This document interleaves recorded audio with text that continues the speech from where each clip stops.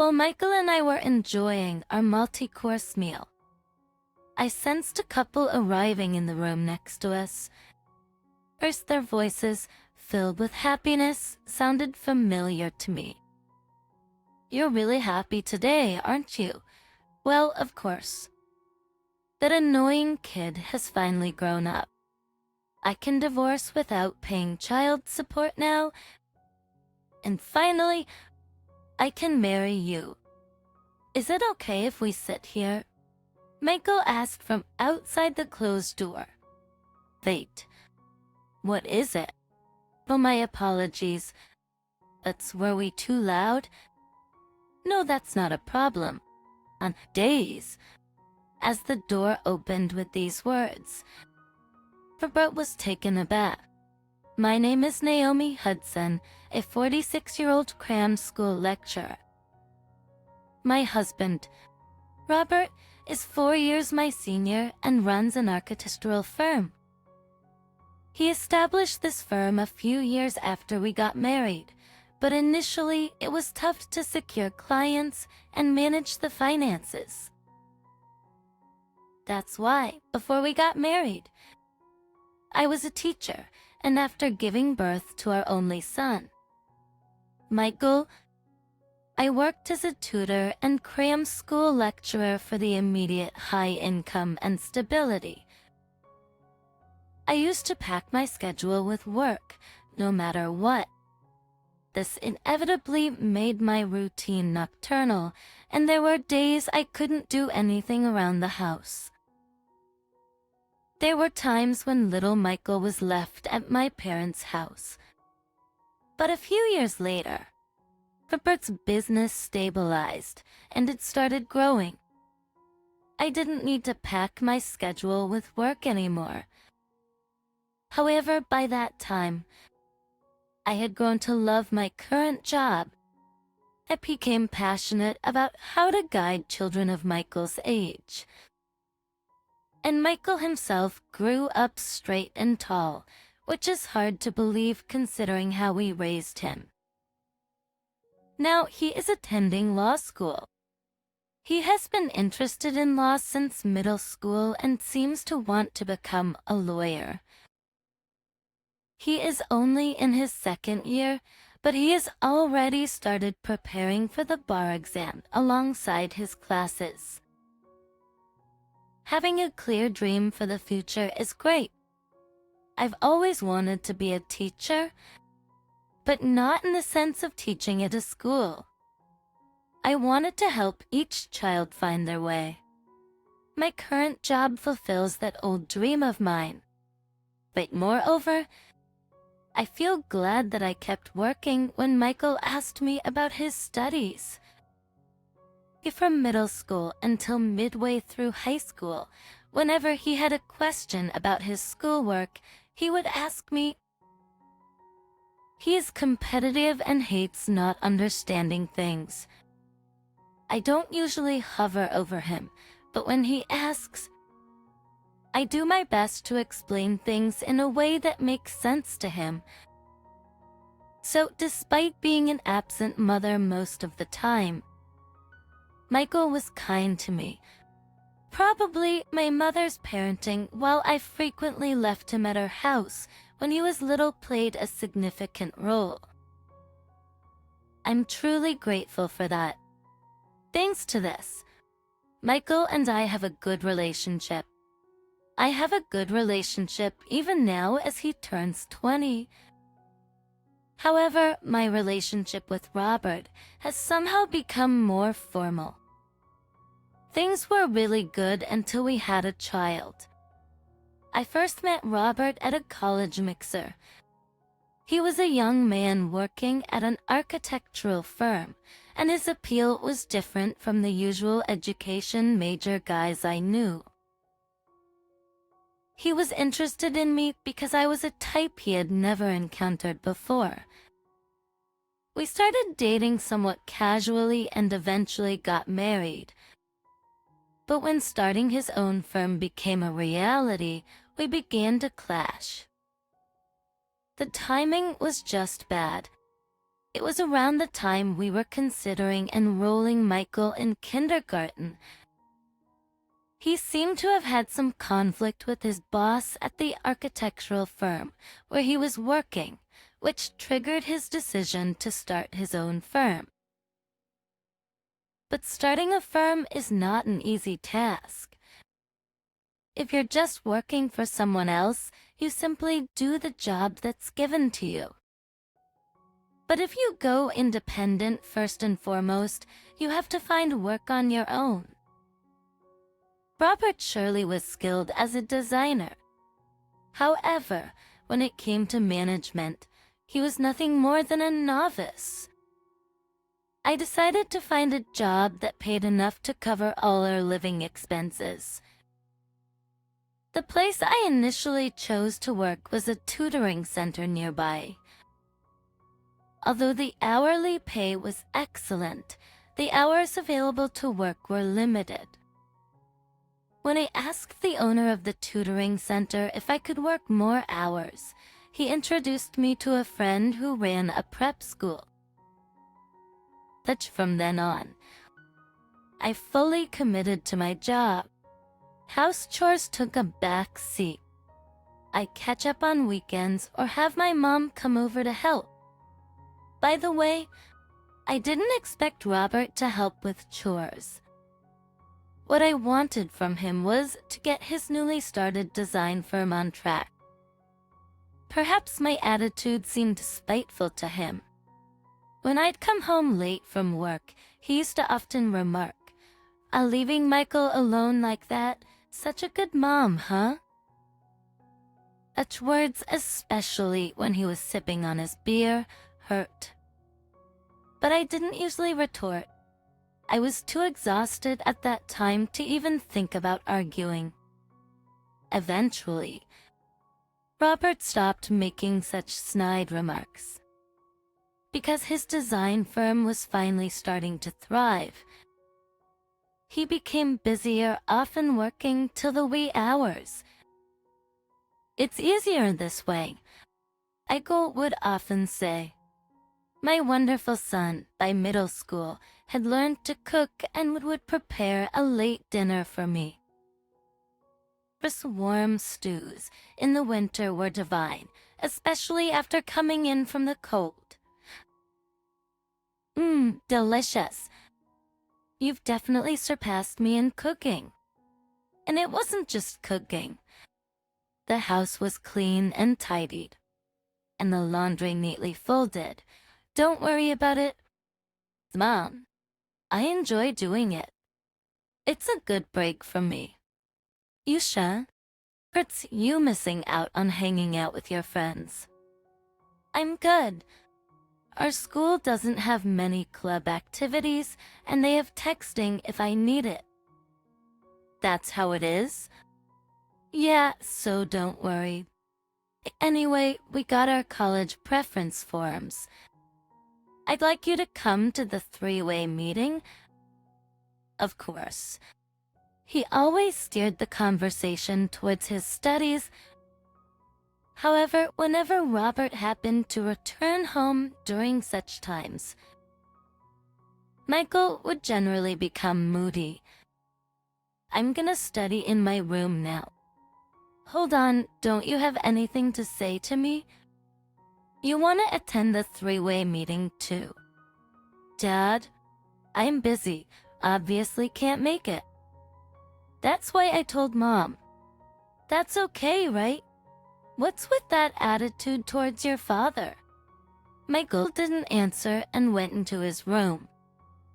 Naomi, what the heck kind of parenting are you doing? And thus, the Bert would get upset. I wanted to tell him it was merely because he wasn't doing anything. Exactly, he wasn't contributing at all.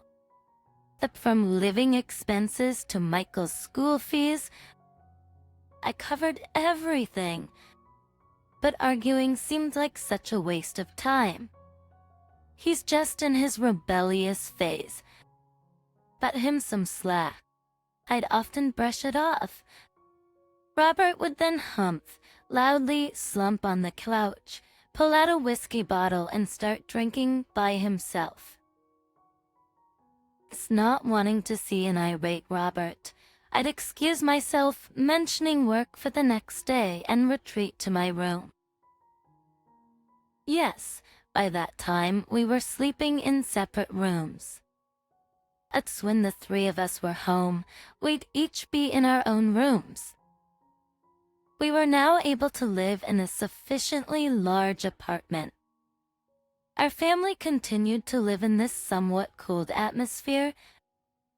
Yet, when Michael got into the university he had been aiming for, we did celebrate together. Man, getting into a law school is something I'm so proud. It's where I wanted to go. Michael's response was rather indifferent, but it was the truth. He'd always had a law school he wanted to attend and worked hard to get in. But despite this, he didn't attend prep school and studied on his own. If I don't understand, I mean, I've got a good teacher at home. Why do I need to go out for it? At most, it was about taking a mock exam to know the national level. Saved some bucks since you're a cheap one. Is that really how you say it? Mom. I meant to say that too. You really don't need to worry about that. No, I just wanted to do it myself. Michael really is a good kid, almost too good to be true. As in college, he quickly made connections, showed his face in the seminar he wanted to join, and seemed to be getting along well with his seniors. And then came his 21st birthday. He asked to celebrate when he could. Like when he could legally drink. You finally reached that age. Let's go have dinner at a nice place tonight. About that, he began and started fiddling with his smartphone. He then showed me the website of a restaurant. I want to go to this place. A senior who graduated from the seminar I want to join recommended it to me. The place he pointed out was a certain high-end Japanese restaurant. A place I was genuinely surprised. It was a famous spot for multi-course meals, often featured on TV and in magazines. I was thinking of splurging, but that's a bit too much. Don't worry. The lunch menu is quite affordable. Don't you want to try a place like this at least once, Mom? Now that he mentioned it, I've been curious myself. But what about your classes? Michael, it's a special day, right? And you're taking time off work, aren't you? Something felt off about this. A place is really popular, and reservations are hard to get. Are you sure we can get in? I've actually already made a reservation. Saying this, he operated his smartphone again and showed me the reservation screen. Was that your plan all along? I chuckled. Was Katine on the promised day. We met up a bit earlier than usual lunchtime at a subway exit. Having been working non-stop, I rarely had the chance to dine at fancy places, so I was looking forward to it. This way, directed Michael, leading me to a building basement, a serene setting. The turret inside, the private rooms for small parties seemed to be located further in, as we were led down a long corridor. We've got plenty of time reserved, he assured me. So we can take our time. I get it. Exactly, he replied. We then enjoyed the series of exquisite multi-course meal brought before us. Much of the feast for both the eyes and the palate. It had been quite a while since I had experienced something like this. As we were savoring the final sweet dish, I noticed some commotion outside. "You're really splurging on me today, aren't you?" "Yeah, today's a special day." That voice. I recognized it and turned to look at Michael. He was calmly fiddling with his smartphone, maybe checking messages now that we had finished our meal. "Hey, chew," he gestured with his finger to his lips, a mischievous grin on his face. "Let's listen in a bit more." Nah, and man, they sure are loud. The waitress said the thick partitions meant we wouldn't be able to hear the tables next to us, but I guess not. Feeling a bit uneasy, I strained my ears to listen. Drinking in the middle of the day is something, huh? Yeah, totally. Well, I'm not gonna get drunk or anything. It's rare for you. You're really happy today. Of course, that annoying brat is finally an adult. I can divorce without paying child support. And then we can finally get married. And to the sound of that voice, Michael grinned and stood up in a flash. "Is this seat taken?" Michael called out from outside the closed door. What is it, exactly?" "Oops, sorry, was I too loud?" "No, that's not a problem. Dad." In that, Michael swiftly opened the door. You are." "Hello to you too. Nice to meet you. I'm this guy's son." Clearly, the woman was flustered. She probably hadn't expected the annoying kid Michael talked about to suddenly appear right in front of her.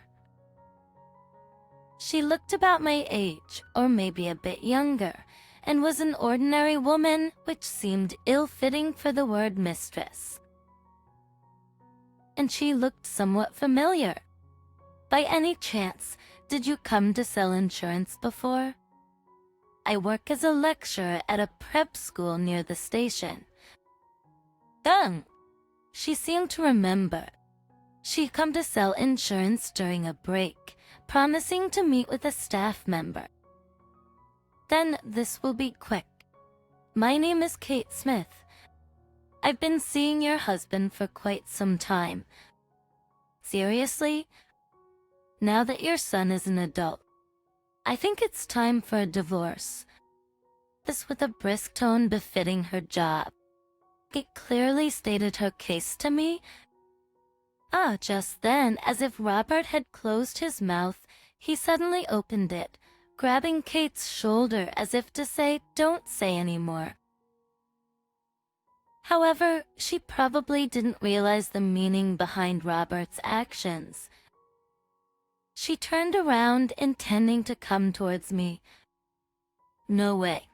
As Michael said this, he took out his smartphone from his pocket. "Actually, this is perfect. I want you to meet someone I want to introduce to Dad and the others," he said, and then quickly raised his hand to signal someone. Then, crossing the long hallway, several figures approached. "Hey, hope so over here. Oh, you guys haven't gotten past the stewed dishes yet. It's a full-course meal. You're in the middle of it, aren't you?" "Hey, Michael, you guys have finished eating, haven't you?" "Yes, we certainly have. Shall we move to your room then?" "That sounds good." As Michael said this, the man and woman who came from behind the senior also chimed in. "This is a nice place. Drinking from the afternoon, the boss has it good." "Hey, you guys!" It seems like they were from the architectural office staff. "We also have something to discuss." Saying this, they led Robert and the others out of the other room. In the other room, there were myself, Michael, Robert, Kate, the senior, and 2 office members, a total of 7 people gathered. Mom, Dad, let me introduce you. This is Mr. Young, a senior in the seminar I want to join. He's a lawyer. Nice to meet you. I am. The lawyer handed out his business cards to all of us, including the architectural office staff. What's all this about? Well, I heard from Michael that there might be a divorce case coming up, so I'm here to say thanks for the work in advance. Are you kidding me? No, I'm serious. Actually, aren't you and Mrs. Hudson going to discuss that now that Michael is an adult? Sure, we were talking about that. Saying this, Michael played back the recording of Robert's delighted voice and Kate's words from earlier. Mom, what do you think? Well, surprisingly, my response came out easily. Indeed, it could be said that I had abandoned my role as a wife to Robert quite some time ago. But I had not given up my role as a mother. That's why I wanted to maintain our family. Still, if Michael had arranged this and Robert was willing, I saw no reason to continue. Mr. Young, do you have a divorce form? Actually, I do have one here. Thank you. I swiftly wrote my name on it. You're so understanding and quick to act. Don't flatter me, you won't get anything more out of me today. Then, Mr. Young handed the signed paper to Robert, saying, I presume you want this as well. Here you go. Ah, yes. Robert took the pen with trembling hands and signed. Thank you very much. So this means he's free after submitting this, right? Kate leaned in. Well, there are a few things we need you to do. What do you mean? Certainly. Naomi doesn't need child support for Michael anymore. However, she has the right to claim alimony from you too. Including my tuition. Everything of yours goes to work and whatnot. Yet you eat at home without question, get your laundry done, right? Nah, I've been raised all along with Mom's money. Robert had no words to return to Michael's relentless statements. When on earth did he check the bank books? Indeed. I'd been paying for everything in our household.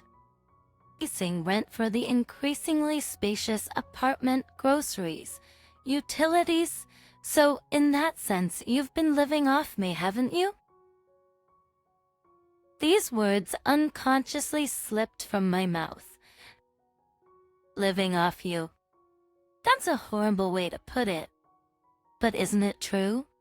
You've been doing your favorite job all along, spending all your earnings there. Yet you live in the apartment I rent, eat the food I buy. Those, well, you probably buy those yourself, but the laundry is done at our place, right? Which part of this is not living off someone? I suddenly found the hole. Why have I continued this married life up until now? Things would have been so much simpler and more comfortable if I'd just lived with Michael from the start. I was undergoing a sudden change in demeanor. I left Robert and Kate utterly dumbfounded. I'm sorry. Michael, I didn't realize all this. And Mr. Young, I'd like to request a divorce not just for infidelity, but also for financial abuse, and I want to claim alimony. Hutchins, leave it to me. Well then, Mom, we're done here with our meal and our business. Let's go home. Hey, is it okay to leave your senior colleague? He still has business with these two. I turned my attention to a man and a woman brought over by Mr. Young. They gave me a slight bow. Nice to meet you. We are architects from the office. Oh, is that so? But what exactly is? Yes, we are considering leaving to start our own practice, but we've been having trouble settling matters, so we wanted to consult. Realizing what was going on, I left the dumbstruck Robert and Kate behind and left the scene. On the way home, I asked Michael, "Did you introduce Mr. Young to those two staff members?" "Well, yeah," he chuckled. "I realized Dad was having an affair quite some time ago. I was mad, but I didn't know how to handle it. Then, a party. I got interested in law and lawyers. When I got into college, I found a professor whose seminar I thought would be helpful, and I explained my situation. He told me know your enemy first. So, I started investigating everything around Dad. That's when I came across those two having a conflict with him, and you introduced them to Mr. Young. It's better to deal a blow all at once in these situations. I was astonished at how much he'd grown without me realizing. But Michael, if you knew about Dad's affair, you should have talked to me first. Well, our daily life was stable, and I just didn't have the courage to ask you about your feelings." I ruffled his hair affectionately. "I see. Then I need to respond to your feelings as well." Saying that, I made calls to both my parents and my in-laws' houses. "Hello, it's been a while. This is Naomi. Actually, soon after, our divorce was finalized, and Robert had to move out of the house. That was only natural since the house was rented under my name, not his. But from then on, I heard he was staying at the office. The Azar. Robert faced even more damage later on. First, there were those two architects. They were the main workforce of the current office, and they didn't want to let them go. But with the lawyer involved, it became impossible to forcibly keep them. We respected you, but it's truly disappointing. And to think you are doing such things on top of that. We won't let it come to that." They seemingly told him off. As a result, the firm from which those two architects were pulled is apparently in quite a turmoil now. From the heydays to rock bottom in an instant. From now on, they'll have to pull out all the stops to get the firm back on track. Maintaining the firm itself seems to be a headache. Difference pay for them, the alimony for me, and the maintenance of the office building, which presupposes a certain number of people. There are a lot of expenses at the moment, but as an employer, they still have to protect the remaining staff. However, now that a considerable amount of work was entrusted to those two, what Robert and the other staff can do is quite limited. First, with no other option, he thought of borrowing the necessary funds for the time being and went to see his in-laws, with whom he lives along with his sister and her husband. He was severely reprimanded by both my father-in-law, furious about the recent turn of events, and my mother-in-law, who adores their grandson. We might not have a huge inheritance to leave behind, but we've decided not to give you any of it. We'll give that portion to Michael." So said Michael, who went to see how things were, came back reporting with glee. And Kate, too, privy to the comings and goings of lawyers. Her long-time role as a customer's mistress got spread around the office. Moreover, this put a significant dent in her business as an insurance salesperson, where customer trust is crucial. She was a top-performing salesperson, but her customers started leaving in no time. With office politics and backstabbing happening, showing vulnerability was a bad move. Her salary has decreased, and on top of that, she has to pay alimony. Thanks to all this, her relationship with Robert is now quite strained. It would have been better if we'd just divorced properly earlier. Well, you agreed with what I said back then, didn't you? I can only think that it serves them right. Sometime after that, we moved to a slightly smaller place from our previous residence. That's because Michael, taking the initiative, said, "Wouldn't a smaller place be fine?" Indeed, that's true.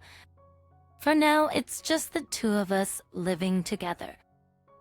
I'm sure this thoughtful and well-prepared Michael will pass his bar exam early, and someday he'll get a girlfriend, get married, and leave my nest to stand on his own.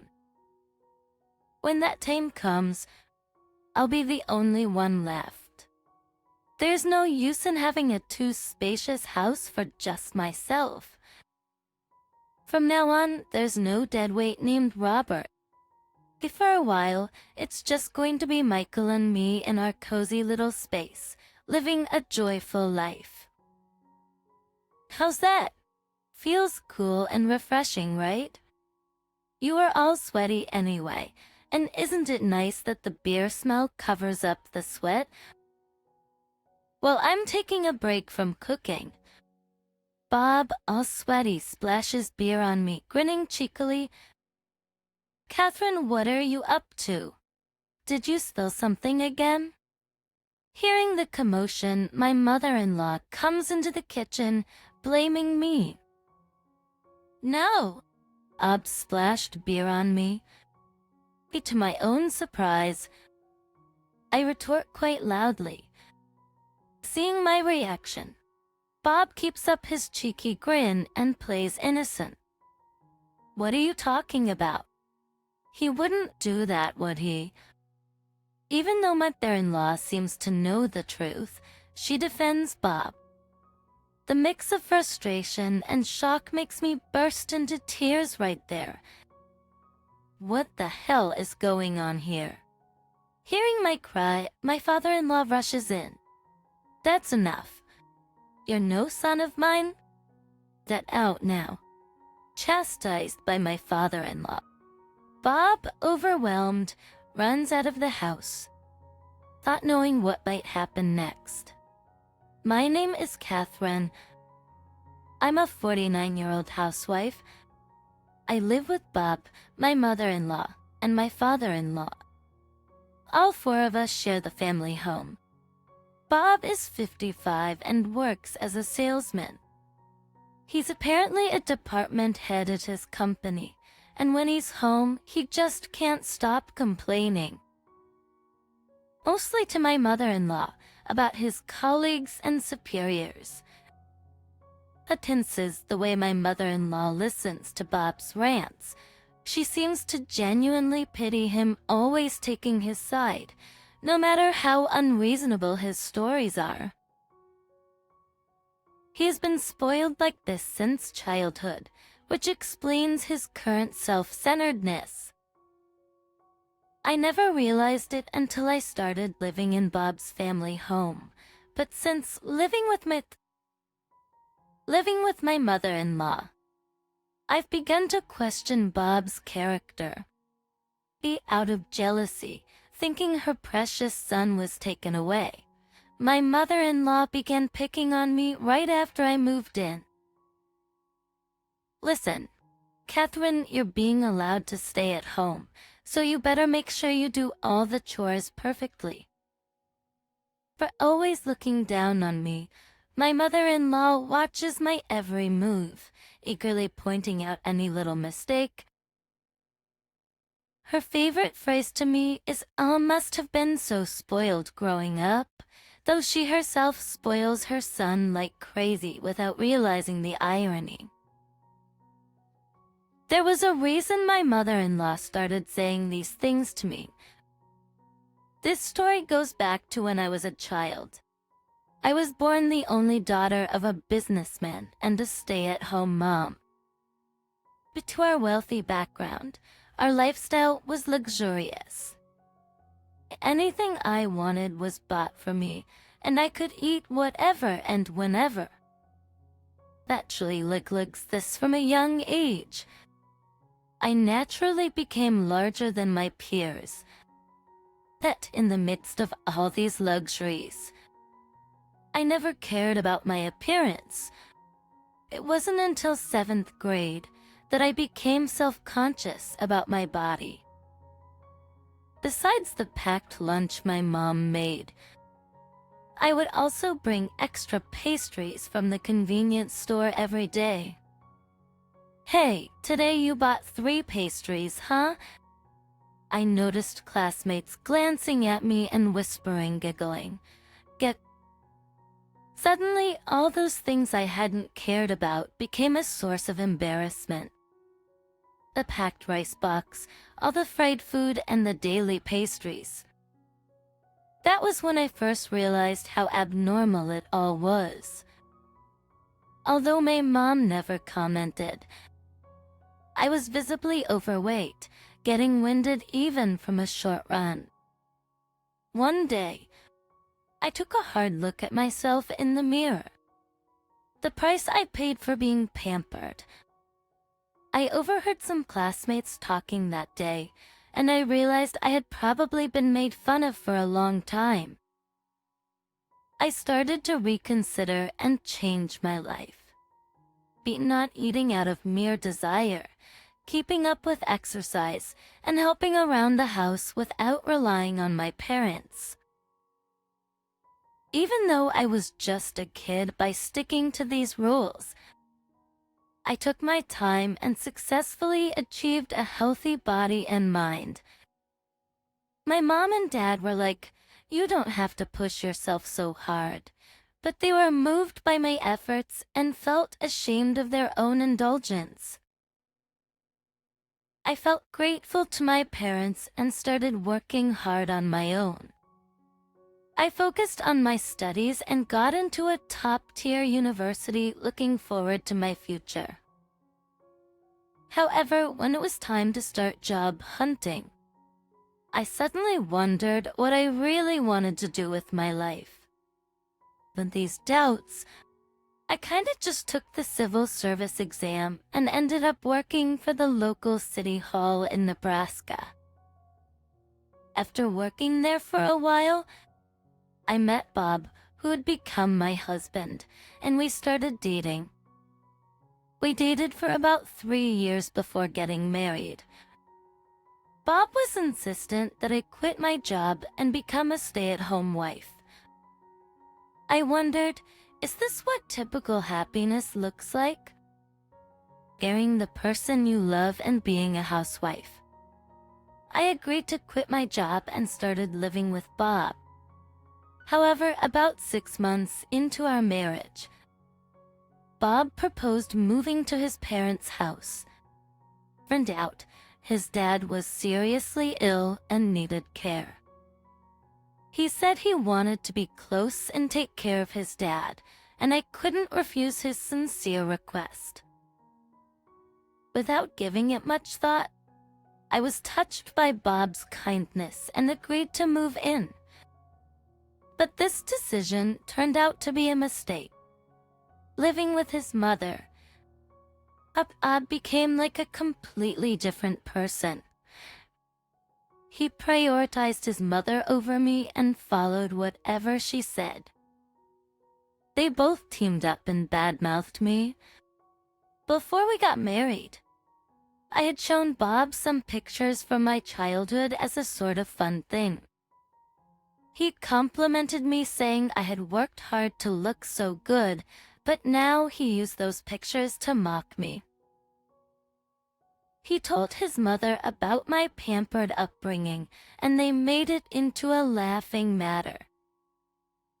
Given all this, his mother perceived me as a spoiled princess. It's partly my fault for not thinking things through, but once we moved in, taking care of Bob's father became my responsibility. Initially, he was still of working age, but became physically ill, making his daily life challenging. His mother didn't want to take care of him and schemed with Bob to have me move in and take on the caregiving role. Unlike Bob and his mother, his father was a gentle soul, always with a smile on his face. He felt bad for me being thrust into a caregiving role at a young age and always tried to make things easier. He noticed the harassment from his wife, but felt he couldn't speak up due to his condition. Seeing him like this made me feel really bad for him. When my relationship with Bob worsened, I grew closer to his father.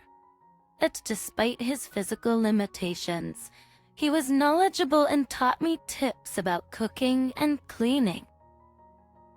When Bob and his mother weren't around, he'd even talk about how his wife would try to control things or share funny stories from Bob's childhood. I never realized until I began living in my childhood home, but Bob is what you'd call a mama's boy. According to my father-in-law, John, it's because his wife, Susan, cuddled Bob too much when he was little. Even though they've often called me too soft, they don't seem to recognize it in themselves. John was very busy with his work when he was younger, leaving most of the child rearing to Susan. Because of that, he didn't have much time to play with Bob, but he bought him any toy he wanted.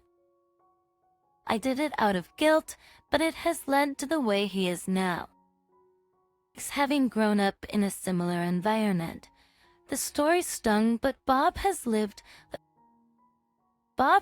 his life taking such kindness for granted. Susan adored Bob to a fault. Thus, when he'd come home with a scratch from school, she'd even barge into the school, yelling.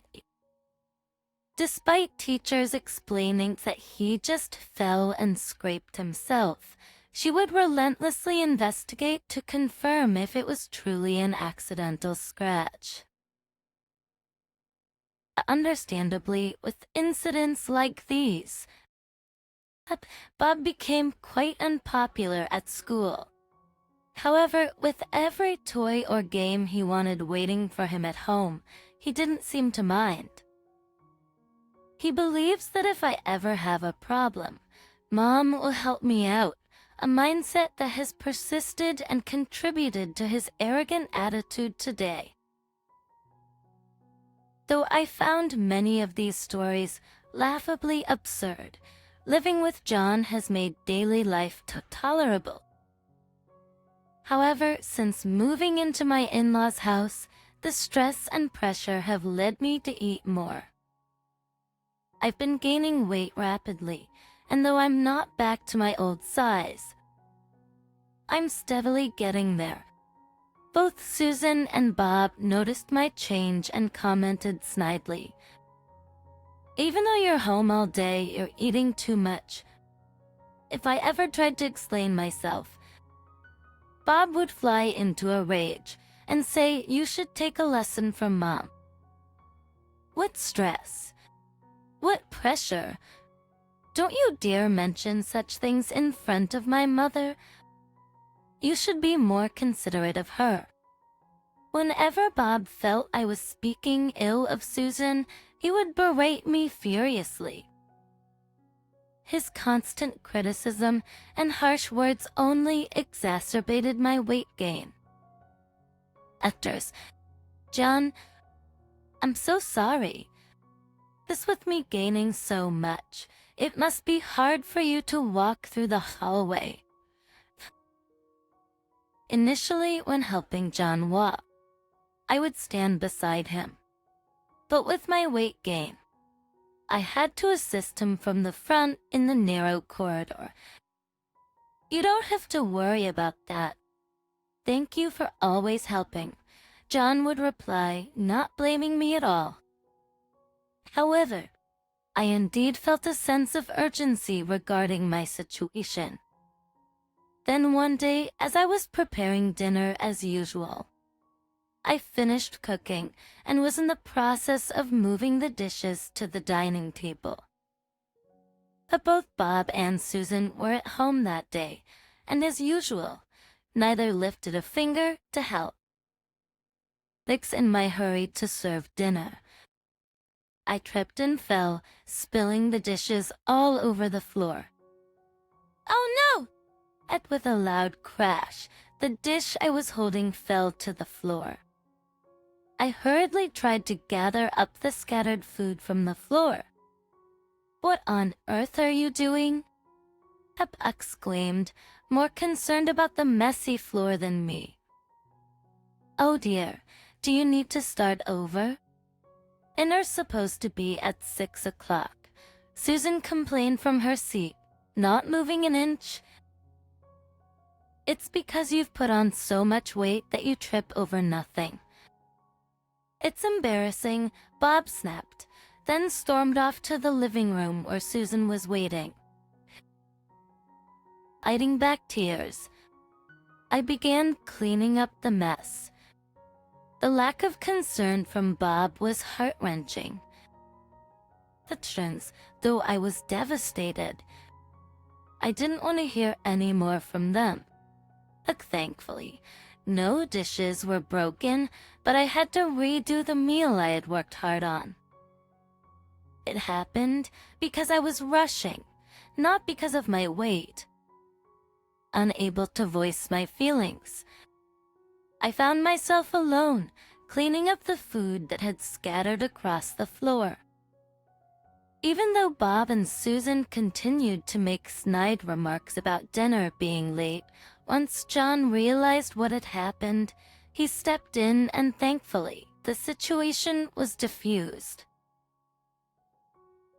Afterwards, repeatedly apologized to me, constantly checking if I was hurt or if there was anything he could do to help. John, who always cared for me, had his birthday approaching that weekend. Every year, I make a point to prepare a slightly more lavish dish than usual to celebrate. Whenever I'd ask if he wanted something specific, he'd always say, "You cook delicious meals for me every day." I can't be so cheeky as to ask for more. This was a stark contrast to Bob and Susan, who never held back, always wanting cakes from famous bakeries or a fancy steak for their birthdays. Just the thought of having to reserve cakes and meals months in advance for these two gave me an uneasy feeling in my stomach. From our usual conversations, I had picked up on John's favorites and began preparations for his birthday. On the day, I started cooking earlier than usual. It was nearing the end of summer, but with fried dishes on the menu, the kitchen felt like a sauna. To ensure my sweat didn't drip into the dishes, I wrapped a towel around my neck and proceeded with extreme caution. I wonder if I'm sweating this much because I've gained weight. With these thoughts, I steadily finished the dishes. I plated the prepared dishes, and all that was left was to wait for my husband's return. Be completely drenched in sweat, I felt incredibly uncomfortable. After a short rest, I thought of changing my clothes. As I sat down with a cold iced tea from the fridge, I heard the front door open and realized Bob had come home. "Why are you sweating so much just from cooking?"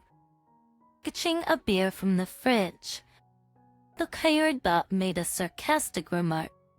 I tried to ignore the comment, sipping my iced tea, but in the very next moment, just as Bob opened his can of beer and I thought he was out of my sight, the next moment happened.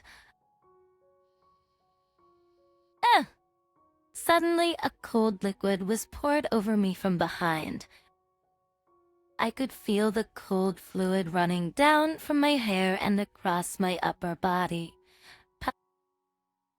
Immediately, I realized from its smell that I had been drenched in beer. As I slowly turned around, there was Bob holding a can of beer, grinning at me. "How's that? It feels refreshing, doesn't it? Ain't to for so?" I just stared at Bob, who continued to smirk. "At least the smell of your sweat will be replaced by the beer now, huh?"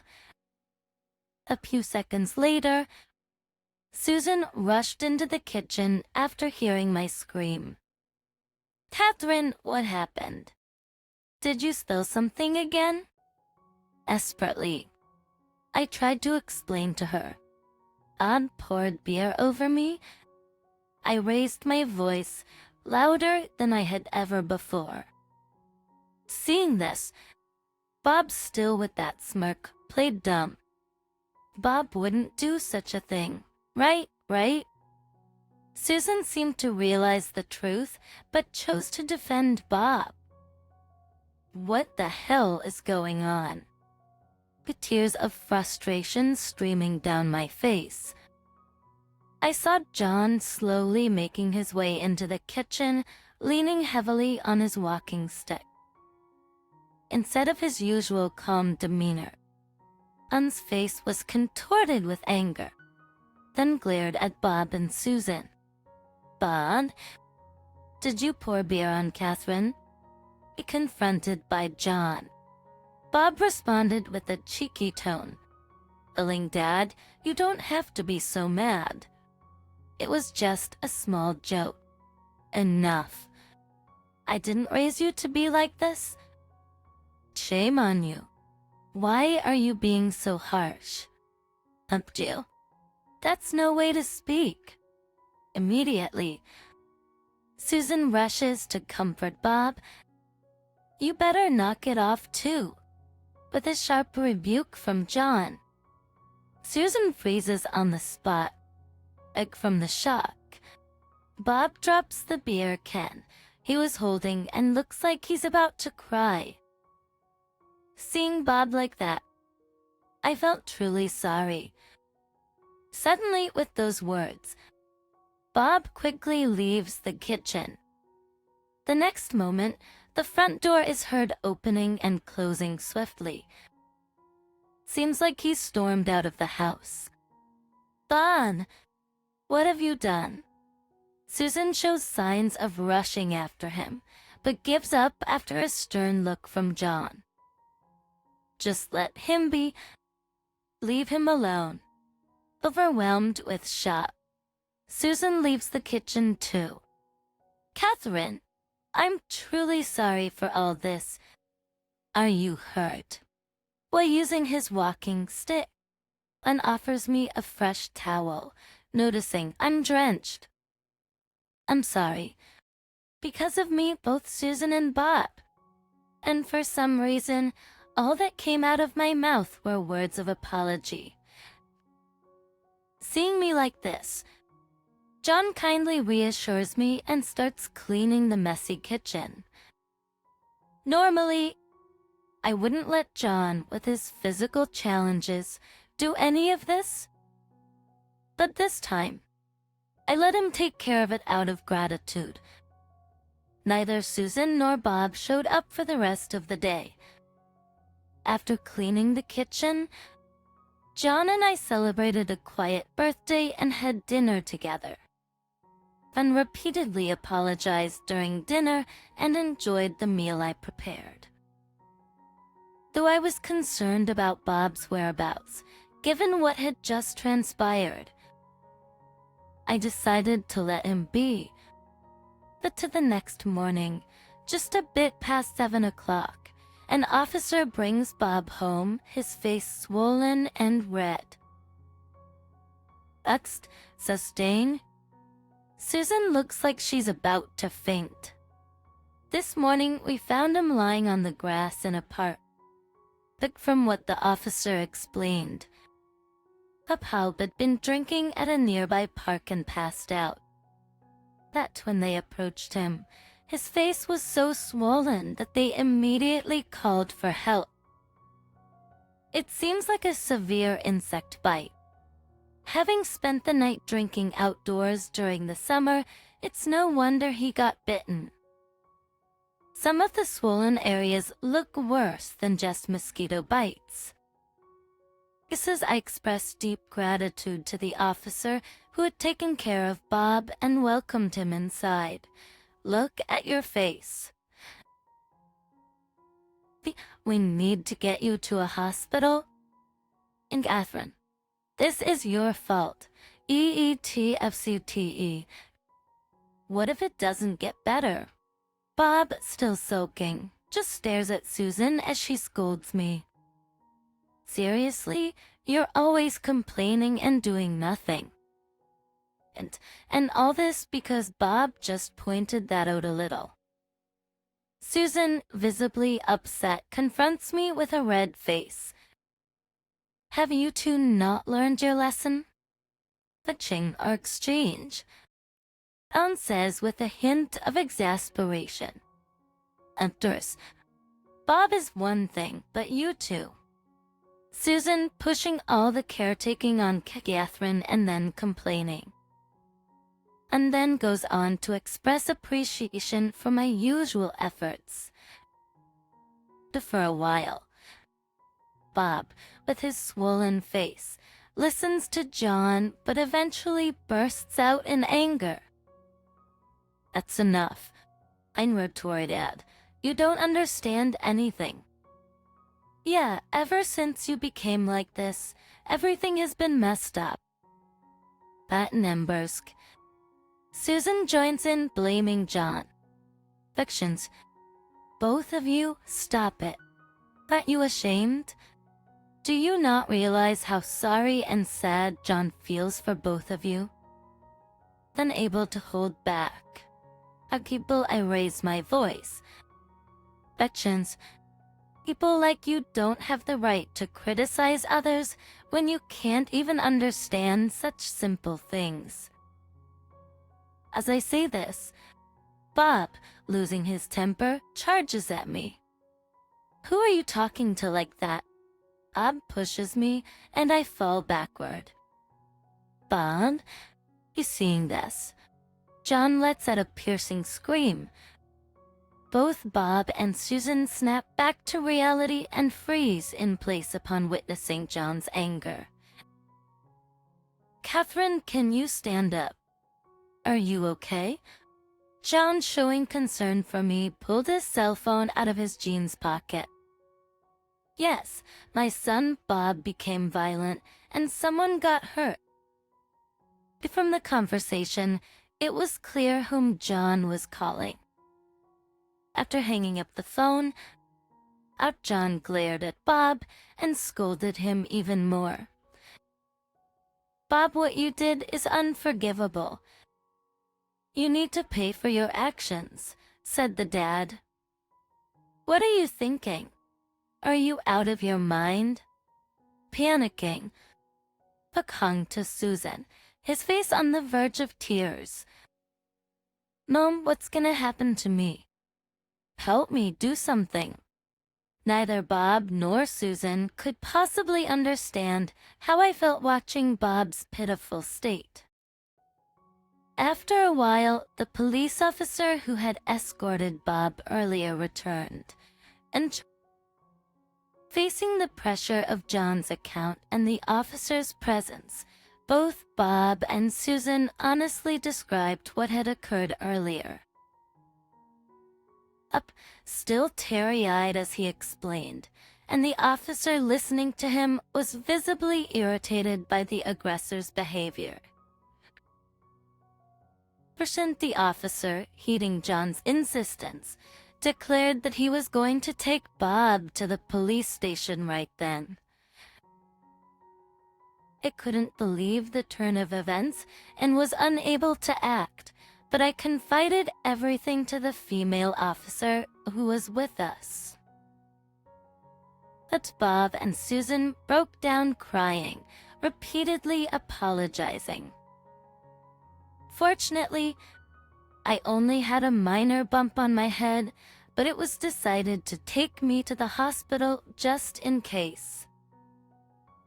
The officer seemed unsure of how to handle a family dispute, but due to John's firm stance, informed us they would treat it as an assault case.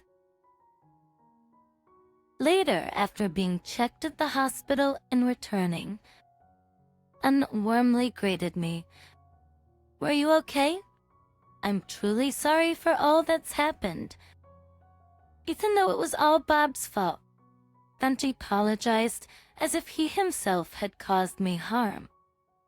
Susan had gone to the police station to provide a statement, being there with Bob for questioning. While I was at the hospital, John explained what had transpired and continued. "Uptrend, I know it's not my place, but you should leave Bob. Being with a man like him will ruin your life. Forget about us and do what's best for you." At Tikipans a prey in the castries, I had been contemplating my future for some time, but John's unexpected suggestion took me by surprise. He might reflect on his actions now, but I won't let him trouble you any further. You gotta live your own life, sensing my emotions.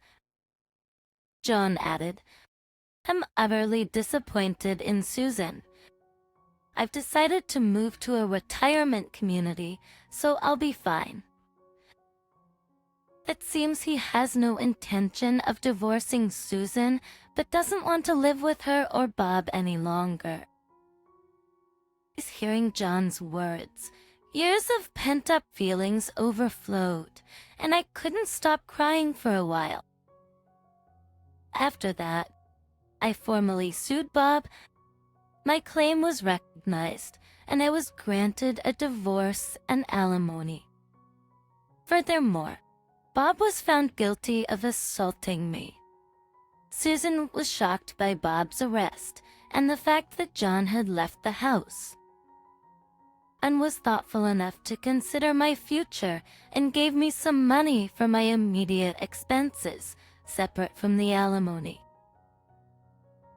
I thanked John many times for supporting me throughout, and that marked the end of my married life. A few months after divorcing Bob, I rented a new apartment and started working. Having lived with John, I became interested in caregiving.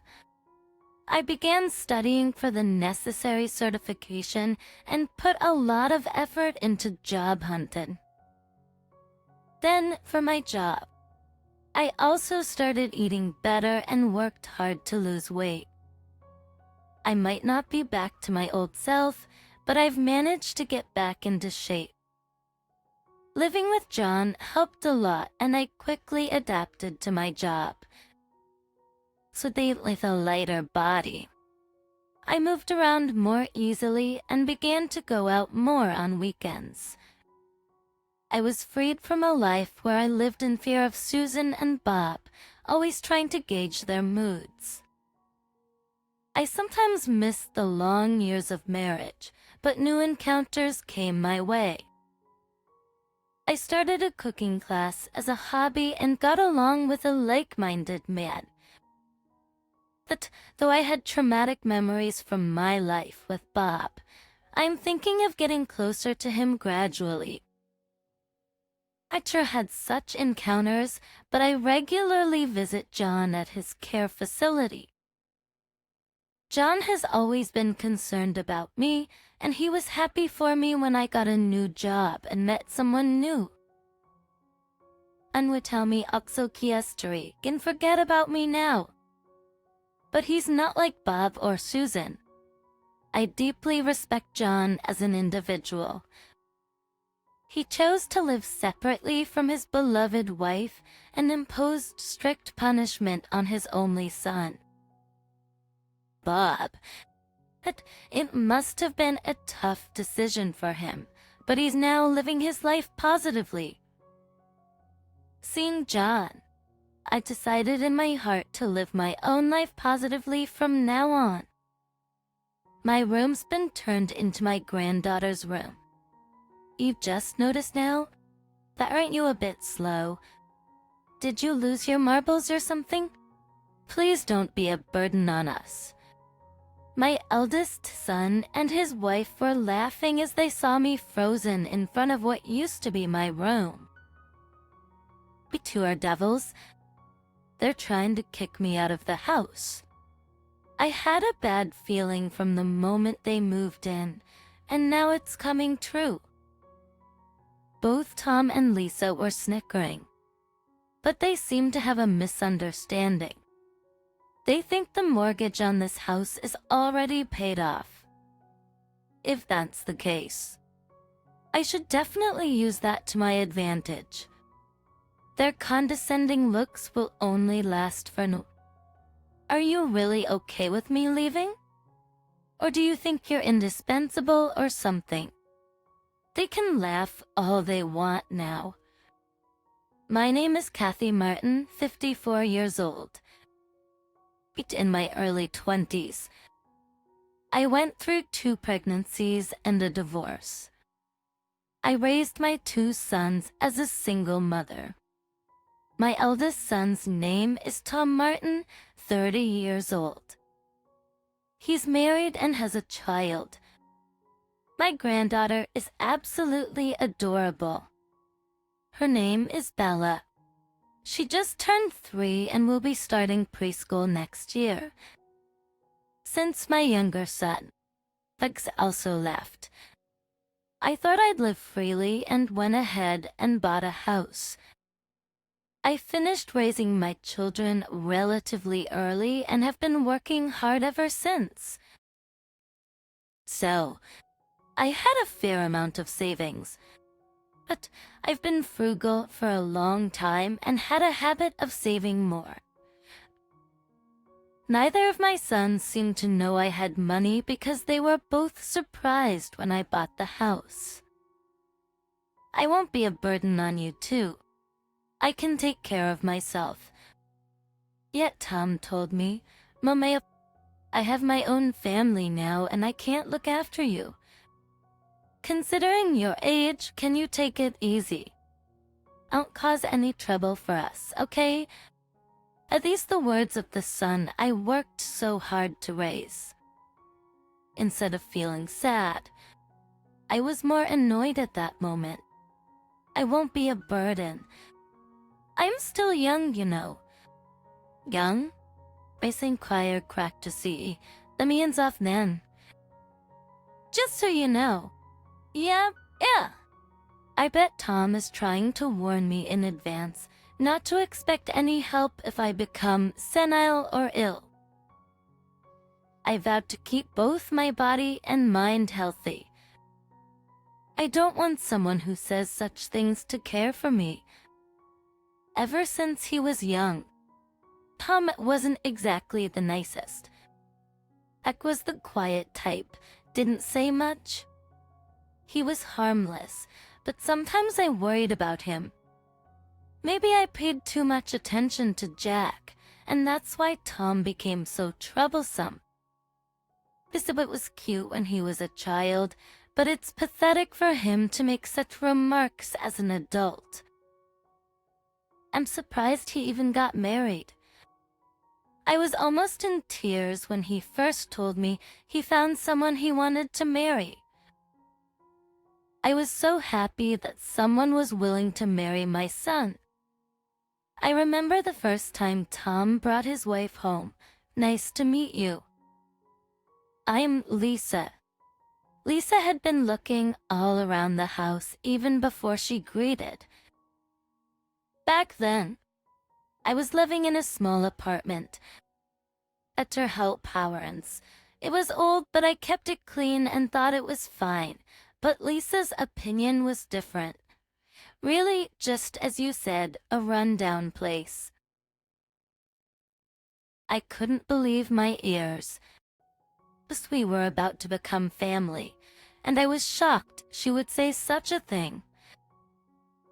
However, Tom just laughed and didn't chastise her. "Didn't I tell you? Let's just finish the greetings and head on out." Hold on a minute. I've prepared a meal. Oh wait, I can't eat in such a dirty place. We only came here because Mom wanted to at least greet you. Tom said, "We aren't gonna eat," but that they left. I cried as I ate the remaining feast by myself.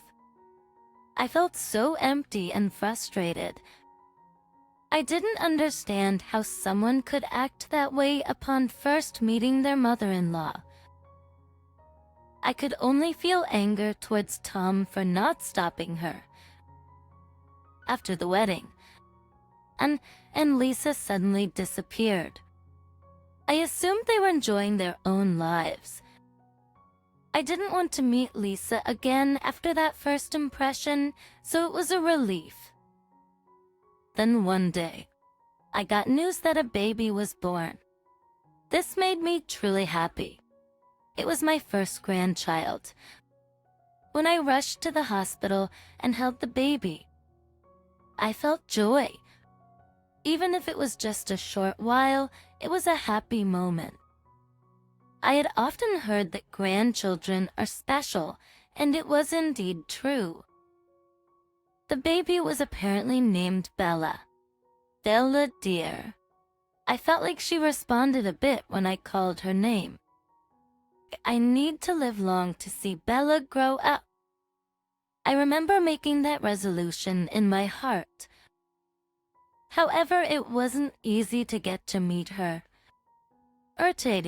Even though I was prepared to some extent, the reality of not being able to see her was saddening. Hearing that Lisa's parents got to meet her made it even more painful. It's interesting, is it that the daughter-in-law's parents often get more chances to meet their grandchildren? Or perhaps it's just that our relationship with our eldest son is weak. But I at least wanted to see her once a year. With a glimmer of hope. I called. "We're going out today, so please don't come." "Then when can I see her?" "It's been a year already. Bella's grandma is just Lisa's mom. You don't need to see her." "How could you say that?" That's when I truly felt lonely for the first time.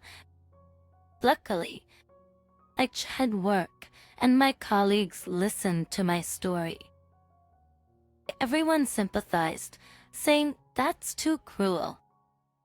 One colleague suggested, "Since you're alone now, why not do something you've always wanted and forget about such a family?" That might be a good idea. And first, I pondered what to do and found myself restless alone at home. Then, I saw a feature on TV about people who moved to nature-rich places and were living refreshing lives. I thought this was it. I switched to working completely remotely and bought a house in the suburbs. I informed my sons about the move. Soon after, Tom's wife, Lisa, seemed interested and showed up with Bella, their daughter. I was thrilled with the surprise visit from my granddaughter. Changing my environment seemed to have instantly brought about something good. This place would be good for Bella's upbringing. Lisa said, looking around my home. I felt something off about her comment. But from that moment, Lisa started dropping by often, asking me to look after Bella. You must be happy seeing your granddaughter, aren't you? Yeah, but isn't it a bit too often? You always said you wanted to spend more time with her. I'm making that wish come true, and now you're complaining. And Tom and Lisa acted as if leaving their child with me was for my benefit. What was initially babysitting a few times a week turned into an everyday responsibility. I've been looking forward to enjoying some alone time, but now I couldn't get anything done. I was losing sleep, juggling between work and babysitting. Hey, Babella's here again today.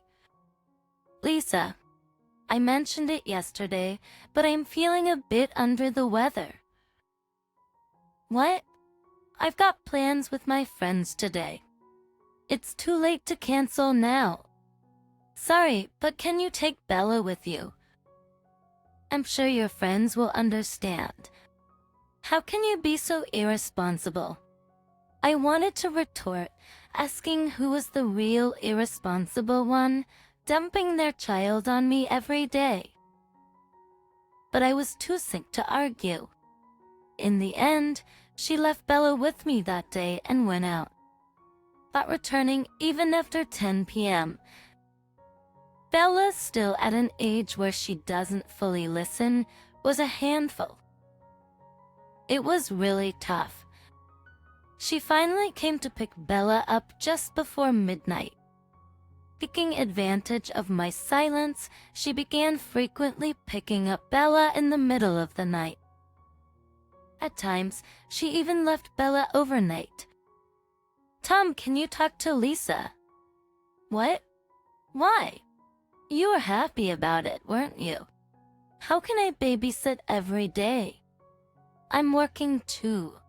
Geez, you're so selfish. You wanted this. I couldn't recall ever wanting daily babysitting duties. It was a mystery. And then the unexpected happened. That morning, movers showed up at my doorstep, unloading tons of boxes. Wait a minute. What's going on? I didn't hear anything about a move. Well, I was worried about you, and I thought it would be nice if Bella lived with you, so we decided to move in. But to my shock, my eldest son's family was moving in.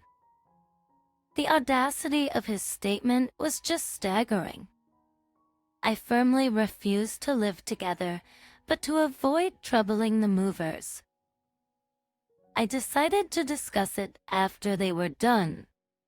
We can't fit 4 people here. It'll be fine.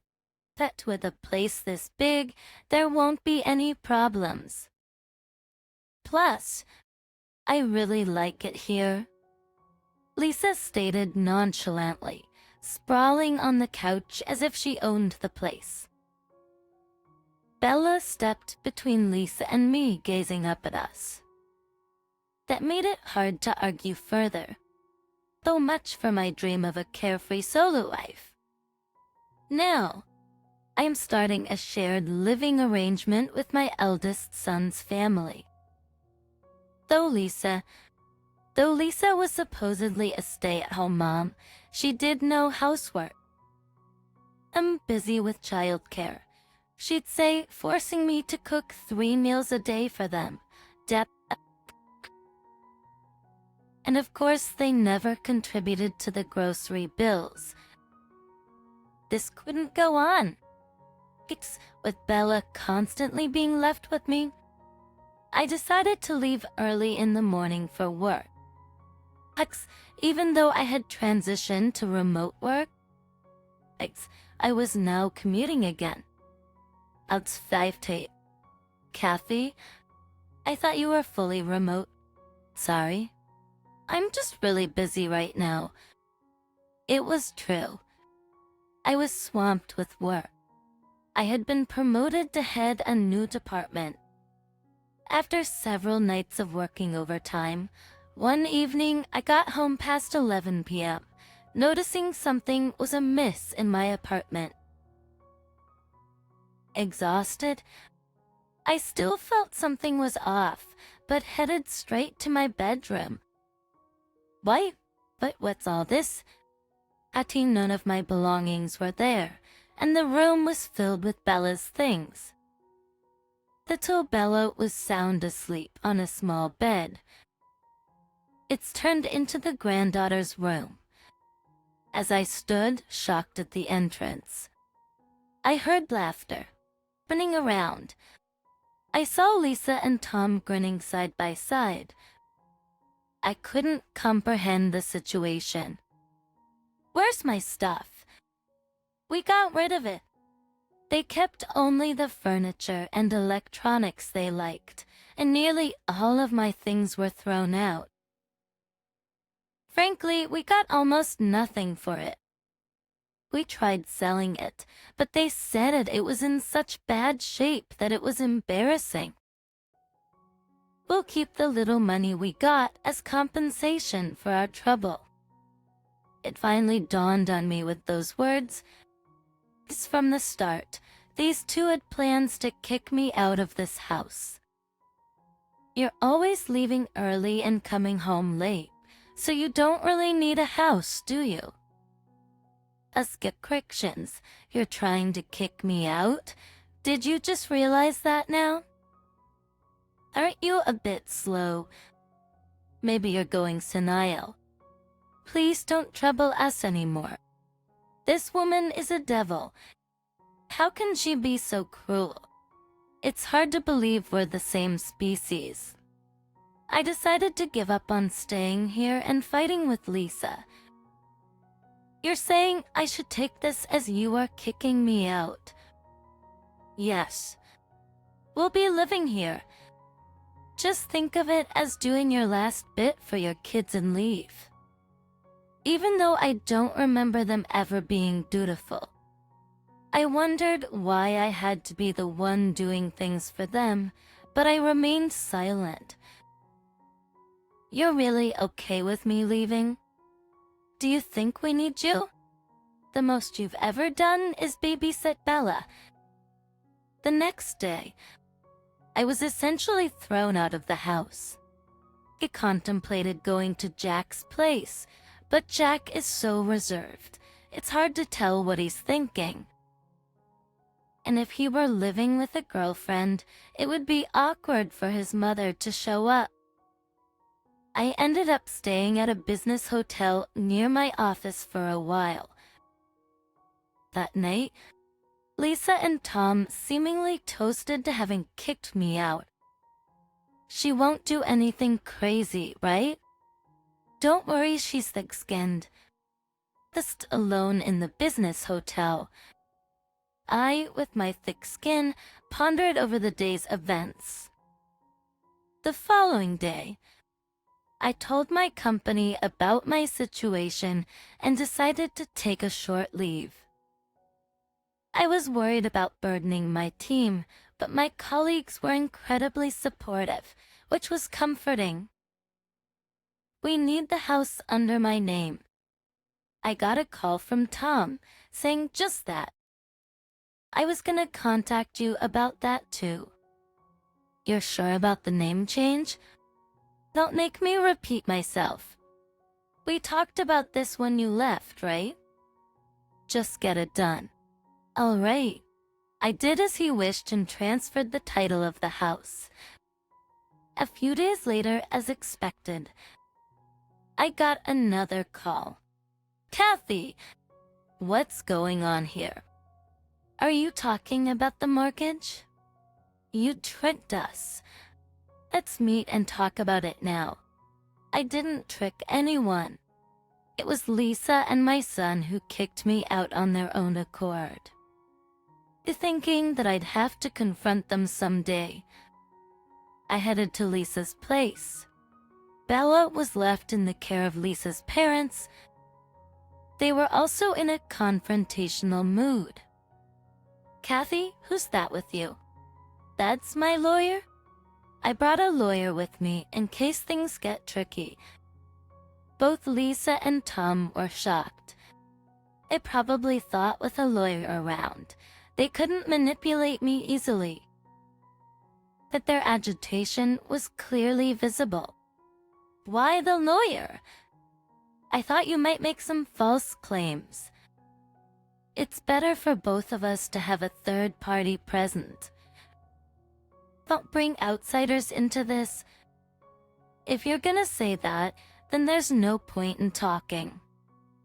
I'll leave. As I tried to leave, Lisa nudged Tom. Gently, Tom stopped me, and with the lawyer present, our discussion began. We weren't told about the remaining mortgage payments. Well, after you kicked me out without asking, I don't know what you expected. Why are you laughing? Lisa, enraged, stood up. Tom held her back and pointed to a voice recorder on the table. Seeing it, Lisa sat down again, but kept glaring at me, clearly furious. The monthly mortgage payment for this house is $1,800. You two better pull together to pay it. $1,800? Mom, how do you have so much money? After you guys became adults, I took on more jobs, cut back on my expenses, and started investing. I didn't want my sons to feel the hardships of being raised by a single mother. I tried my best not to let them realize we were struggling. I always allowed them to do the things they wanted, even if it was a bit beyond my means. To be honest, I didn't have much savings. But for the future, fortunately, even after sending my sons to college. I was only 43. I was still in my prime working years, so I took on side gigs and doubled my efforts to save money. Once I saved a substantial amount, I invested it. After 10 years, I'd saved quite a lot. After my sons left, I decided to use the money I'd earned for myself. So, I boldly took out a mortgage and bought a house, only for it to be taken from me. The deed's already been changed. Now you'll have to pay the remaining mortgage. You took it upon yourselves to take the house, so you deal with the consequences. That's not fair. Lisa's face turned red with anger. That's when the lawyer clarified that I had no obligation to pay. He also mentioned that disposing of someone else's property is a crime, and if they continued to force me to pay a mortgage for a house I wasn't living in, we could take them to court. Tom and Lisa, not well versed in the law, started to panic. Clearly, they didn't want a lawsuit. Okay, we'll handle the mortgage. Best don't sue us. They understand. Lisa made a face, looking frustrated. After all this, you're not our mother anymore. Ever show your face to us again? Tom, furious, lashed out at me. He hadn't really met me much since he moved out. After all the unpleasant experiences and him kicking me out, I felt nothing for him anymore. Knowing I wouldn't have to see him again felt liberating. I don't want to see your faces either. Works out perfectly. Telling them that, Tom looked shocked. He probably never imagined his own mother would ever give up on him. This isn't how it was supposed to be. As I was leaving the front door, I heard Tom's voice like that. Months later, Lisa called to apologize. Kathy, I'm truly sorry. Please come back. We just can't afford to pay. That's even if you apologize. I won't come back. I've already moved to a new place. Where is it? Can we come over right now? I couldn't help but laugh. What's Lisa so desperate about? You think I'm to tell you where I am? Lisa, please. If it continues like this, we're gonna go bankrupt. That's not my problem.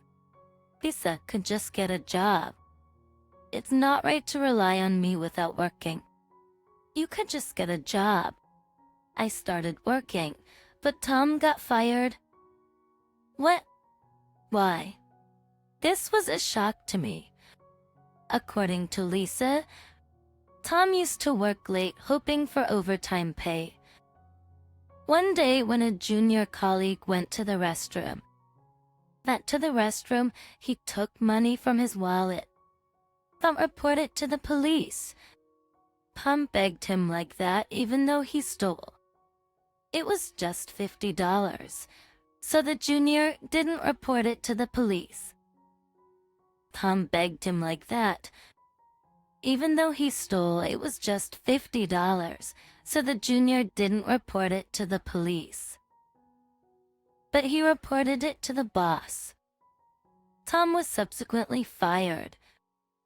Lisa, who was counting on Tom's money, was furious. What are you doing for just $50? You should work too. I'm doing part-time jobs. Work full-time. I can't. Part-time is more flexible. Apparently, they argue like this every day. Tom became unemployed, but the mortgage won't wait. I'm scared of the monthly payments. I feel like I'm gonna lose my mind. So you're asking for help from someone you drove out. I was told never to show up in front of you guys again. So I can't help. Tom was just too shocked at the time and said it without thinking. There are words that can't be taken back. Lisa went silent. She seemed to be crying. She looked truly desperate. But I have no obligation to help. I can be cruel too. Sorry, but don't contact me anymore. If you call again, I'll block your number. And I hung up. Just after that, as I was leaving the office for lunch with my colleagues, Lisa, but Tom and Bella were standing there. My colleagues noticed immediately and were concerned. You guys go ahead, I told my colleagues and approached the three. What do you want? I was surprisingly cold. Then, we take us PS Connect and began to apologize. Come on, not here. I made Tom stand up and took the three to a nearby bench. I didn't want Bella to see her father kneeling to her grandmother. I was wrong. Please help. Didn't you say you'd never show up again? That's Tom seemed ashamed of his actions and regretted hurting his pride. His ears were bright red. I don't need your apologies. Just never show up in front of me again. Aren't I your son? That's harsh. Kathy, that's too harsh.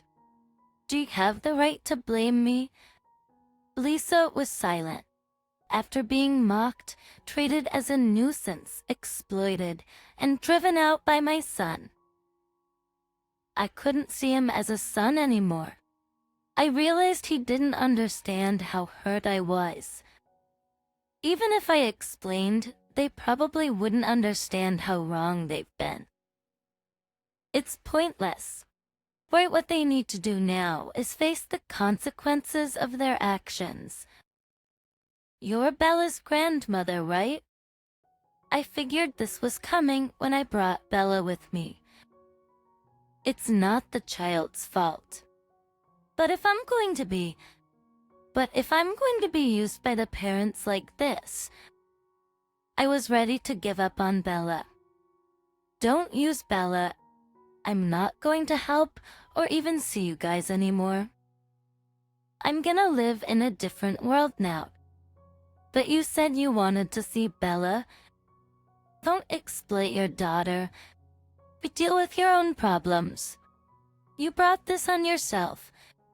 Mom, you're okay being all alone. It seemed like Tom's last-ditch effort.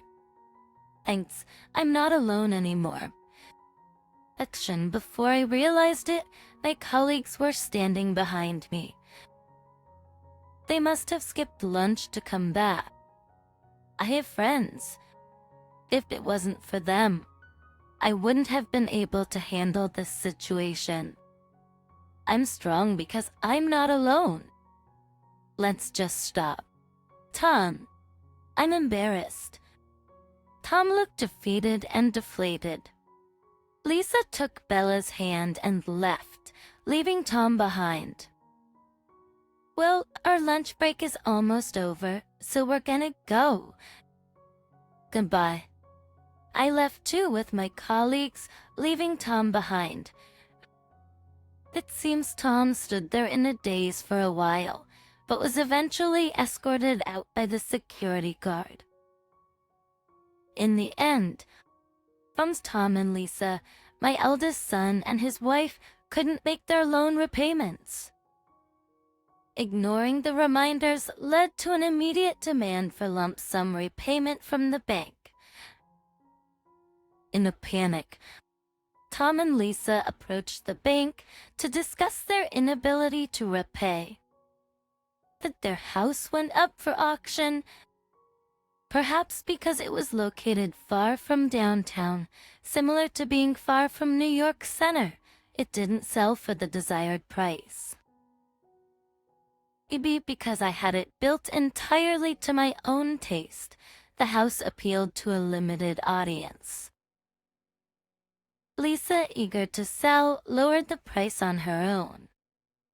Ultimately, it was sold for about half of its purchase price. Now, the remaining loan turned into a lingering debt. What did you do? You didn't even discuss it with me. Well, I thought it was better to sell it quickly. Why do you always act without thinking? That's why I can't stand people who don't have a job. What? I'm taking care of our child. If you'd help out once in a while, I'd work too. Eventually, they ended up with a massive debt and lost their home. Their credit cards were maxed out and they couldn't get new ones. But unable to rent a place, they initially stayed with Lisa's parents, but Lisa, citing child rearing, neither did household chores nor worked, so they were eventually kicked out. Somehow, they managed to move into a rundown apartment arranged by Lisa's father, facing tough times ahead. They couldn't rely on Lisa's family anymore. Lisa's father told them not to return until they had fully repaid the loan. I heard that Bella was being looked after by Lisa's family. Knowing that Bella was safe and well provided some relief. And with Bella gone, Lisa had to find a job. Lisa had to find a job but couldn't find one. Eventually, she ended up cleaning bathrooms at a shopping mall. There, she bumped into an old friend from college days and was laughed at. Embarrassed, Lisa returned home crying, but Tom's attitude was cold and stress built up between them. Tom and Lisa argued almost daily, often getting scolded by their neighbors because of the noise. Both really wanted a divorce, but Tom couldn't because he'd be homeless, and Lisa couldn't because she'd have to bear all the debt repayment on her own. Hence, when they looked into divorce, They read an article stating the debt would be split between them, so they gave up. Lisa, with no one to turn to, had to rely on online articles. By the way, all of this was in the voicemails on my phone. Eventually, they reached out again, so I decided to block their calls. But Tom and Lisa are still working every day, burdened with massive debt. They must regret taking over my house, but it's too late for regrets now. As for me, during my brief stay at a hotel, I unexpectedly received a call from Jack. Apparently, I had moved, and it was to give me his new address. When I told him about everything, he was furious that I hadn't consulted him earlier and invited me to stay at his place. The surprise was the size of his place. I knew Jack had started a business, but I didn't know much about it. His business had grown immensely, allowing him to buy such a house. Now, Jack and I are enjoying our time together. Jack is going to get married soon, so I knew I had to move out, but he surprised me by giving me a house. And guess what? That house is right next to Jack's. He apologized, saying it was a smaller house, but when I saw the design, I absolutely loved it. It was exactly to my taste. I can't believe you knew me so well. I always thought the reserved Jack wasn't really interested in me, so this truly touched my heart. A few days later, I got to meet his fiancée. She's such a wonderful lady. She was excited about me living next door. In fact, it turned out she was the one who suggested building a house for me next to theirs. I'm looking forward to my new home and my new extended family. Even though I lost touch with my eldest son, getting to experience the kindness of my second son. Jack makes me feel blessed. There's no way I can do that. Absolutely not. Isn't that a bit harsh to say? Dealing with Alzheimer's is just too much hassle, you know. I have my mother to take care of, right? I pleaded with my husband to live together with my mother, who had developed Alzheimer's, but he flat out refused as if it was the most obvious thing in the world.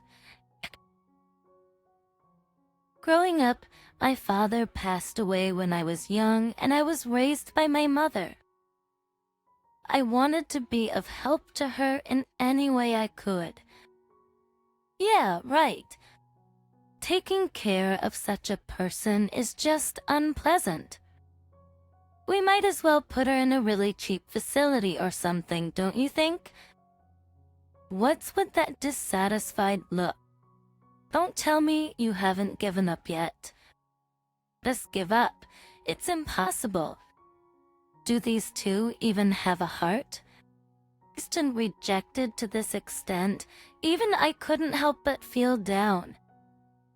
All right. I give up on living with my mother. There you go. You should have just said that from the start. But it's really sad to give up so easily, don't you think? There, man. I clenched my fists, channeling all my anger into them. Years later. Now, my mother-in-law has developed dementia. We'll take care of her here, so you better take good care of her. Why do I have to do that? She's your mother. For the anger towards my own mother, which I had almost forgotten, exploded. Don't get angry, all right? If you're going to talk like that, I have my own thoughts on the matter. I might just leave her in the mountains. My husband and mother-in-law will definitely pay for everything they've done, including what they did back then. My name is Alice, and I'm turning 50 this year. I've worked hard as a housewife since marrying my husband John, a former coworker, following his wish. We wanted to have children, but it was not easy, and we even tried fertility treatments. Let's not decide it's impossible just yet. Let's give it a shot. But what if it still doesn't work? What if everything ends up being a waste? Don't worry about it. So let's try together. He hugged me gently, and I remember feeling really reassured. It was the moment I felt truly loved by my husband. First, we continued with the fertility treatments, and just before I turned 30, we were blessed with a daughter. Julia, you did great. Thank you. From now on, let's do our best as a family of 3. Yes. I couldn't help but cry tears of joy for the safe arrival of our daughter. My husband was happy too, thinking that we could finally be a happier family than ever before. But there was someone who cast a shadow on our family time. You finally had her. I was really worried about what we would do if you couldn't have children. Hey, that's not something you should say. Well, it's true, isn't it? What value does a woman have if she can't even have children properly? Even though our newborn daughter was right there, my mother-in-law still hurled such heartless words at me. This wasn't the first time she treated me this way.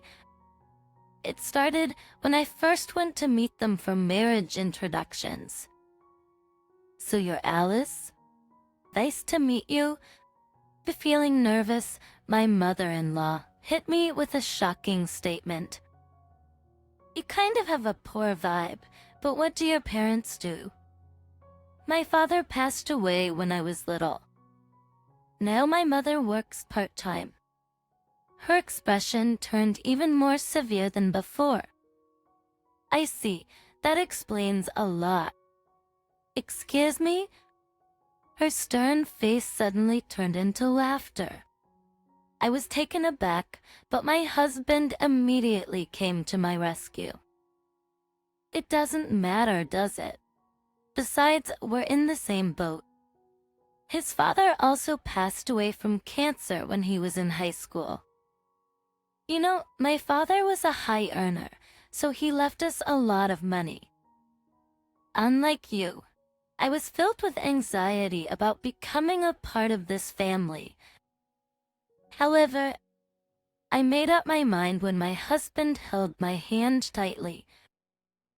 At Sinshin, in the end, we decided to get married, but as time went by, my mother-in-law's outrageous behavior escalated. What brings you here today? Is it bad that I came to visit? No, not at all. My mother-in-law started coming over unannounced after my daughter started kindergarten. That would have been fine, but she started treating me like a maid because she wanted to play with my daughter. What on earth have I done to her? Nothing really. She probably just enjoys bullying me. Oh dear, we're out of snacks. Alice, could you go buy some? Excuse me? Why are you so surprised? I can't leave right now, so you go. Looking at my daughter, I could tell she wanted to go with me. Maybe she understood her grandmother's true nature even at her young age. I was reluctant to leave them alone together. Spending too much time with her could be a bad influence. I worried. Julia seems like she wants to go too. What are you talking about? Julia wants to play with me. Julia, let's play when I come back, okay? Julia just nodded silently. After that, my mother-in-law started coming over when Julia was not around. Especially during weekdays, when my husband was not at home. She must be really mean to deliberately choose such times. Today, I came to teach Alice what being a wife is all about. I had a bad feeling about this. All I could wish for was her to leave as soon as possible. I didn't want to be in the same space with her for a single second. First, you should clean and do the laundry until I say it's okay. Understood. I thought it was better not to resist and just followed her instructions. I decided to play along until my mother-in-law was satisfied. After finishing all the chores, I reported back to her. The cleaning and laundry are done. I looked at the living room in astonishment. Done? What do you mean by done? Look at this place. That the living room, which I had just cleaned, was filled with trash. At that moment, I understood. My mother-in-law had deliberately scattered the trash. To trouble me. Just for goodness sake, you can't even clean properly? Maybe you were raised badly. Stop playing dumb and get to it. I was angry at her actions, but I held back my rage and started cleaning again. Once I finished cleaning the living room, she spoke to me again. Alice, it's not just cleaning, you can't even do the laundry properly. Look, everything is covered in mud. The laundry was hanging on the balcony, and there was no mud in sight. She had deliberately dirtied it. Until now. I had tried to deal with this on my own, but I realized that it was impossible. I decided to talk to my husband about my mother-in-law's actions. My mom? Got it. I'll talk to her too. Really? Thank you. Thanks to my husband's intervention, my mother-in-law stopped coming to our house. I was finally able to have some peace for a while. But all the stress from being bullied by her seemed to lift off my shoulders. However, this peace was short-lived. You really had the nerve to tattle on me last time. How dare a daughter-in-law stand up against her mother-in-law like that? You've got guts. Please, just stop. Then I reported back to my husband again. And just in time, my mother-in-law came back again. It was a repeated game of cat and mouse. After years of this, my husband eventually stopped saying anything to his mother. Not before I knew it. I was already 48 years old. My daughter, Julia, is now in college and living on her own. I'm going to visit my parents' house today. Take care. It had been a long time since I had been back home. Trying to contain my excitement about seeing my mom. I headed to my parents' house. I had been feeling tired recently because of the constant nagging from my mother-in-law. But I knew that seeing my mom would help relieve some of that stress. I approached him and home. There was no response from my mom, who should have been at home. Worried that something might have happened, I hurried to the living room and found my mom, slumped on the sofa.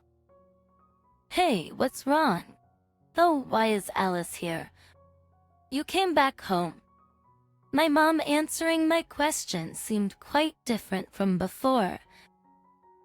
She was staring blankly at one point. This sight made me feel an indescribable sense of anxiety. Why am I here? I told you I was coming home today. Did something happen? I've been forgetting things a lot recently. Forgetting things. Have you been to the doctor? Doctors? No, I haven't. starting to get seriously worried. I convinced my mom to go to the hospital. I had never hoped more that my fears would be unfounded. Stacy, even in the car on the way to the hospital, our conversation was sometimes off. The test results show that your mother may have Alzheimer's. It hasn't progressed too far yet, but it could worsen rapidly in the future. Alzheimer's. And this was just the beginning. Just hearing about my mom's condition, my mind went blank. My mom, sitting next to me, was also in shock. Who could have imagined this would happen? It's still in the early stages, but there are medications that can slow its progression. Is there a cure? The doctor paused for a moment before answering, his expression somber. The terrible premonition overwhelmed me. Unfortunately, with current medical technology, we can't completely cure it. I see. I felt pushed to the brink of despair. But my mom, perhaps concerned about me, smiled at me. I had to fight back tears. If I cried now, I knew it would only worry her more. It's out of our hands now. Doctor, may we go home for today? Yes, that's perfectly fine. We can also recommend facilities that provide nursing care when the time comes. Thank you. We'll consider it. Sure, just let us know. I don't really remember how we got back. That's back at my parents' house. We started discussing what to do next. What should we do? Anyone could end up like this. And fine. But I decided to go back to my husband. All the way home, I kept thinking about what I could do for my mom. Before I knew it, I was at the front door of my house. Hey, what's up? Why the long face? Actually, today, I shared today's events with my husband. Alzheimer's? You're kidding. It's true. It seems it's still in the early stages, though. What are we gonna do now? I'm not sure yet, but I'm thinking of checking on her regularly.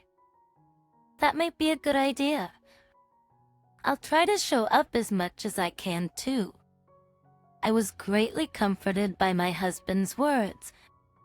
He made me feel like I was not alone. I felt thankful once again that I married this man. That's from then on, my husband and I both went to see my mom. How are you doing? John, you came all this way. I'm on medication now, so I'm okay. That's good to know. If there's anything troubling you, please let me know. For my mom, however, this did not last long. I went to see my mom on the weekends, sometimes even staying overnight. Apparently, my husband wasn't too happy about that. I'm going to see Mom again today. What about you? Then he sighed. Again, isn't it about time you stopped? What do you mean? Being there every week isn't going to make a difference. I was angry at his words. He'd been so concerned about my mom before. That's not true. But Alzheimer's isn't curable, is it? And of course it was at that moment that my mother-in-law decided to show up. Is something wrong? Not. I told you before that Alice's mom has Alzheimer's, right? She insists on going again. I see. That must be tough.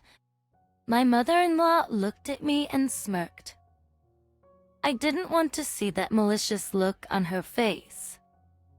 You think so too, don't you? Alice will eventually be forgotten anyway. That's true. She's working so hard for nothing. that unable to bear their attitudes any longer, I left the house. Either way, I couldn't bring such people around my mother. But from then on, I decided to visit her alone. But even so, I had someone on my side. I'll go with you next time. But aren't you busy? Grandma has always been so kind to me, unlike some people. My daughter had never liked my mother-in-law. Maybe it was because she saw me being bullied by her since she was little. Thank you. I really appreciate it. It was good to have my daughter with me. My mom seemed happy to see her granddaughter. We visited her several more times. And though my husband and mother-in-law kept making sarcastic remarks, I ignored them. It was at that moment. Can you come to the hospital? I have something to talk to you about. Got it. I'll be right there. I understood immediately. A call like this must mean that my mom's condition isn't good. Sorry for calling you in today. And how is my mom? About the test results from last time, frankly, they're not good. She's on medication, but it seems to be less effective than before. What does that mean? In the near future, she might even forget her family. So, I suggest considering the facility we talked about before. Maybe that's the best for my mom right now. Give me a moment to think, please. Of course. Here's a brochure if you'd like to take a look. Thank you. I had noticed that her forgetfulness was getting worse recently. Our memories didn't match up more and more. I was torn. Is it really okay to put my mom in a facility? Then, I made up my mind and went home. What? No way. That's impossible. Don't talk like that. Alzheimer's is such a hassle. We already have my mother living with us, you know. I arrived home and immediately begged my husband to let my mom move in, but he flat out refused. My mother-in-law was there as usual today, but that doesn't matter. I still haven't repaid my mom for raising me. Right. Taking care of someone like that is unpleasant. You might as well put her in a cheap facility. What's with that dissatisfied look? You haven't given up yet? It's impossible, so just give up. Do these two even have hearts? I couldn't help but feel down after being rejected like this. Fine. I give up on living with my mom. See? You should have just said so from the start. But giving up this easily is just sad for your mom. I clenched my fists as if to pour all my anger into them. I immediately opened the brochure I had received and called them. Soon after, preparations were underway, and in a week she was able to move into the facility. I really want to live together. It's okay. I can't trouble you any more than this. Don't say that. I'm not troubled. Plus, I'll come to check on you again. And at this age, I realized that I'm still a child. Time passed and the disease progressed. Few years later, just with the progression of Alzheimer's and her weakening internal organs, my mom passed away. I found out later that she had instructed the staff to keep quiet about her condition, not wanting to worry me and my daughter. I knew it'd come to this. It's not like it's Alzheimer's or anything. Either way, it's all the same. You're gonna work for this house from now on. Despite my mom's passing, my husband was completely unchanged. My mother-in-law didn't even come to my mom's funeral. Afterwards, I, eager to escape their clutches as soon as possible, somehow persuaded my husband and started working part-time. I wanted to save up funds while I could, planning to leave this house eventually. There's something I want to talk about. It was a month after my mom had passed away. Want to talk about what? Actually, my mom's had dementia for a bit now. Dementia? I acted surprised, but that wasn't the case. It was probably payback time for my mother-in-law. But she wouldn't understand that now. Also, we're gonna take care of her here, so you better look after her properly. He dared say this after rejecting my offer to take care. I offered to take care of my mother. I owed him no such favor. Why do I have to do that? She's your mom. The anger towards my mother that I had almost forgotten exploded. There's no need to get angry. If you're gonna talk like that, I have my thoughts too. I'll abandon her in the mountains. This panicle's easier. I'd make my husband and mother-in-law pay for everything they'd done, including what happened just now. I swore to my mother. I decided to deliberately accept my husband's proposition. He complained, saying I should have agreed from the start, but I didn't care. Mom's gonna live with us starting today, so please. I understand, but not enjoy it while it lasts. And then my mother-in-law arrived. That was my first time seeing her since she developed dementia, and she was clearly different. She seemed like someone else. I gotta head out now, so I'm leaving the rest to you. You can count on me. I hadn't expected an opportunity to come so soon. After confirming my husband had left, I took my mother-in-law out. Where are we going? Somewhere really fun. So let's go together, okay? Okay.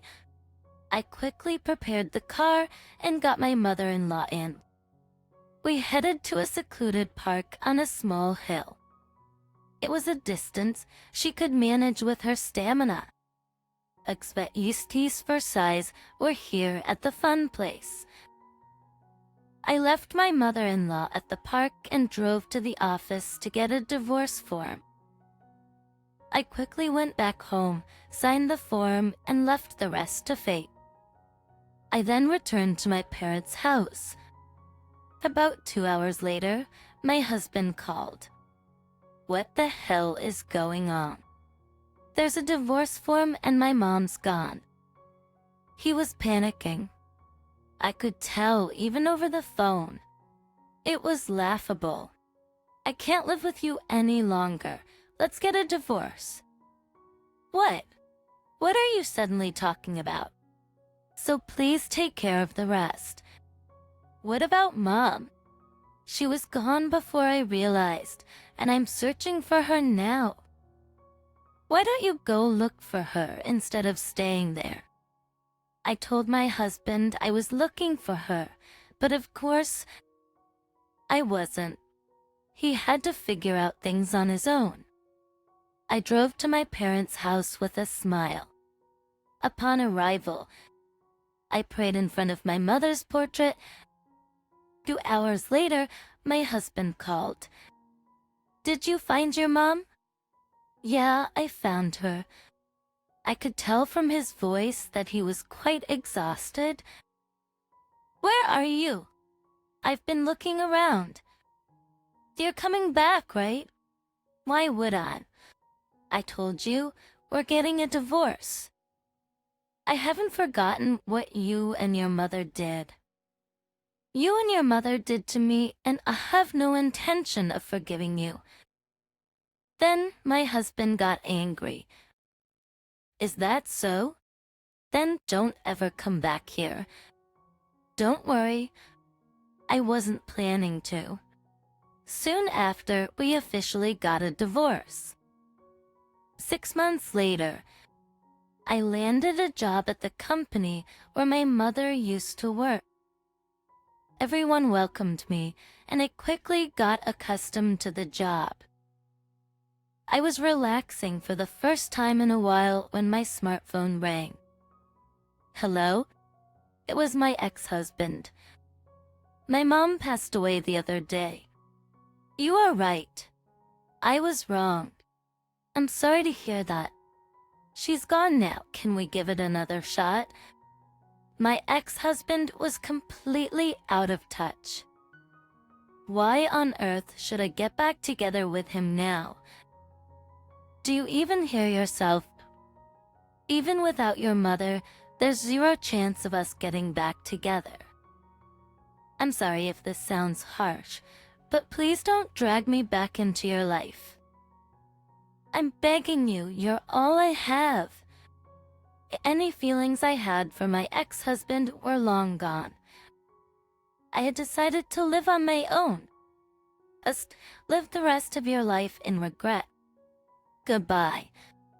I hung up the phone and deleted his contact information. I could finally feel completely at peace. I didn't want that man to disturb me any longer. I had already started walking down a new path in life. She hit on me and I just couldn't turn her down. You know, I guess I'm just that charming. But man, being with a younger woman was incredible. I never thought she'd get pregnant so quickly though. Still, it's family, and I'm not planning to take anything from my son. We're probably gonna end up living together, which I'm actually looking forward to. It took me a moment to understand what Jerry was talking about as he spoke on the phone with a friend. I didn't fully grasp the situation, but the pale face of my son, Ethan, right in front of me, gave it away. What? I seriously don't get it. This is really happening, isn't it? Ethan muttered, not asking anyone for confirmation. I couldn't find the words to respond, but I couldn't just go on living without knowing everything. After finding out everything, Ethan began plotting his revenge, determined to send Jerry to hell. I decided to fully support him. My name is Linda Green. I'm 46 years old, living with my husband Jerry, our son Ethan, and our daughter Jessica. It's a family of 4. Thanks to currently, I'm working part-time in an administrative role at a local company. I've been with this company since I graduated high school, took a break for childbirth and childcare, but started working again once the kids didn't need so much attention. I've good relationships with my colleagues at work, and my family life is harmonious. Life is harmonious. Well, it's a rather ordinary life. I've come to feel strongly that this is the happiest way to live. Just in the midst of such a life, if I dare say there's a complaint, it might be about my husband. Jerry? Jerry turned 50 this year. Looks unlike me. He's an active person who seeks thrilling experiences, often saying I can't stand being at home all the time. He's always loved going out and has had a variety of hobbies since his younger days. When the kids were little, he would take us fishing, camping, or hiking, and we even played golf together as a family. The outsiders. Jerry seemed like the ideal father, and we were often envied for it. But what you see from the outside isn't everything. Well, he is curious and enthusiastic. Jerry also gets bored very easily. He always goes all in when starting something new, buying expensive fishing rods, camping gear, and golf equipment. Every time he picks up a new hobby, he spends hundreds of dollars to get all the gear, only to use it a few times before it gets stowed away, never to see the light of day again. A worst. I want to go fishing again. Dad, I want to go camping. Even when the kids ask him like this, once he's lost interest, he doesn't bother. Nate, I'm over that, he'd say, and that would be the end of it. He might have seemed like a good father to those looking from the outside, but Jerry was really just doing what he wanted to do. He wasn't doing these activities with the kids or me. He was making us go along with whatever he felt like doing at the time.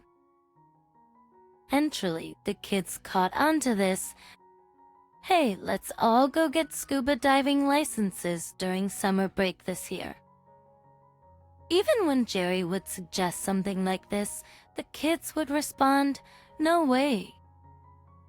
You'll just quit once it gets fun, or besides, getting gear for all 4 of us costs a lot of money.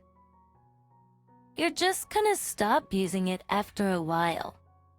So they stopped going along with his proposals. I think the kids have a point. I feel the same way, but Jerry just gets mad at them. What the hell? At Friends, I was thinking it'd be nice for all of us to do something together. He'd grumble and complain, acting more like a child than the actual children. When our younger daughter, Jessica, reached middle school, Jerry practically stopped getting any attention from the kids at all. However, that didn't mean he settled down. Now, believe it or not, he started getting into gambling. But unlike his previous hobbies, gambling didn't require a large initial investment, and surely he'd get bored of it soon enough.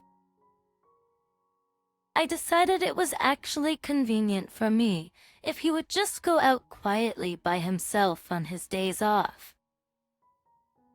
I didn't know how long this hobby would last, but I chose to just keep an eye on him. Hey Linda, listen to this. I won $1,000 today. I'm pretty awesome, huh? Luckily, Jerry didn't end up losing a significant amount of money. Sometimes he'd win $1,000, other times $300 or a few tens of dollars. The amount varied, but he seemed to be winning overall. What? $1,000. That's amazing. It makes working seem kinda stupid, doesn't it? He would joke like this from time to time, devoting his time to his new hobby. But after half a year of gambling, Jerry stopped bragging about his winnings. Haven't heard about you winning recently. Not doing so well. When I asked, he would boastfully reply, what are you talking about? I'm a genius. I keep winning every time I go. It's just too much hassle to report it every time. Besides, I'm saving it as my secret stash. Well, I had things to say, but he was diligently going to work in gambling within reason, creating a secret stash for himself. I couldn't really say anything about it. I was worried, but he had never stuck with a hobby for more than a year. I thought he would get bored of it soon. However, contrary to my expectations, Jerry didn't quit gambling. He even made some friends and continued his gambling sprees on weekends for over a year. But one day, while I was feeling somewhat fed up with Jerry, I went shopping at the supermarket. As usual, I tried to pay with the card we use for living expenses when the cashier told me, "I'm sorry, but the transaction isn't going through," thinking the card's magnetic strip might be damaged. I quickly took out my personal card and said, "Sorry about that. Please use this one," and completed the payment. The living expenses card was a family card issued under Jerry's name, with withdrawals coming from his bank account. So, I needed to talk to him about it, and I brought it up that night. Today at the supermarket, they told me my card wasn't working. They said the magnetic strip might be damaged, so could you please take care of the reissuance process for me? And with that, I handed my card over to Jerry. However, days went by and Jerry did nothing about it. Feeling suspicious, rates the early goings, I decided to call the credit card company myself, but they told me they couldn't proceed unless Jerry called them. Hesitantly, I continued using my own card while waiting for the reissuance. Then one day, I noticed a letter from the credit card company, wondering when Jerry had finally taken care of it and desperate because I was out of funds. I assumed it was my new card and opened the letter without confirming with Jerry first. But when I saw the contents, my eyes widened in shock. The payment didn't go through? What does this mean? It was a letter urging me to deposit money into the account. The account they were referring to was the one Jerry's salary gets deposited into. There was no way the payment couldn't have gone through. I rushed to check the balance. To my astonishment, there was only $300 left. There were signs of multiple withdrawals made with a card at the ATM. It was undeniable. This was Jerry's doing. Trying to contain my fury, I went back home, and that day, as soon as Jerry came back, I lashed out at him. "What were you thinking? Well, what's all this about all of a sudden? Don't play dumb. There's hardly any money left in the account. What are we supposed to live on this month?" At my words, Jerry laughed it off evasively. "Ah, I lost a bit gambling, so I borrowed some. It's not like I touched our savings or anything. It won't make much of a difference, right?" And unbelievably, he said it without a shred of guilt. I was furious at Jerry's nonchalant attitude. The card wasn't even demagnetized.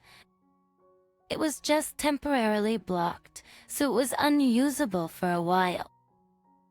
Jerry knew this, so he didn't bother with the reissuance process. Even if he had told me honestly, it's not something I could easily forgive, but the fact that he kept silent and even tried to deceive me made me feel betrayed. "No more gambling.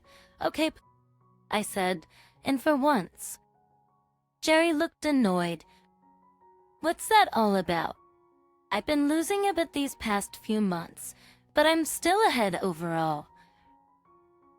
"Just quit while you're ahead," he retorted like a child, wearing a sulky expression, and I scolded him once again. After that, Jerry's attitude worsened. "What a boring family. You won't even let me do what I enjoy." He would mutter complaints and treat me like an enemy for forbidding him from gambling. But it would be too late if our financial situation got out of hand. Our kids were still students. There were tuition fees to think about. First, our marital relationship couldn't be described as good anymore, and Jerry was probably bored with our married life, but divorce wasn't a simple option. Hoping to maintain a harmonious home at least until our children were grown, I spent my days trying to keep Jerry in a good mood. Then a happy event occurred in our family. Ethan, who had graduated from high school and was working, had found a girlfriend and wanted to introduce her to me. Her name was Mandy. She was the same age as Ethan, had moved from the countryside and was working in the city. Apparently, they met through a friend of hers who worked at the same place. A new breeze seemed to blow into our family, and I welcomed Mandy with open arms. The meals made by you are so delicious.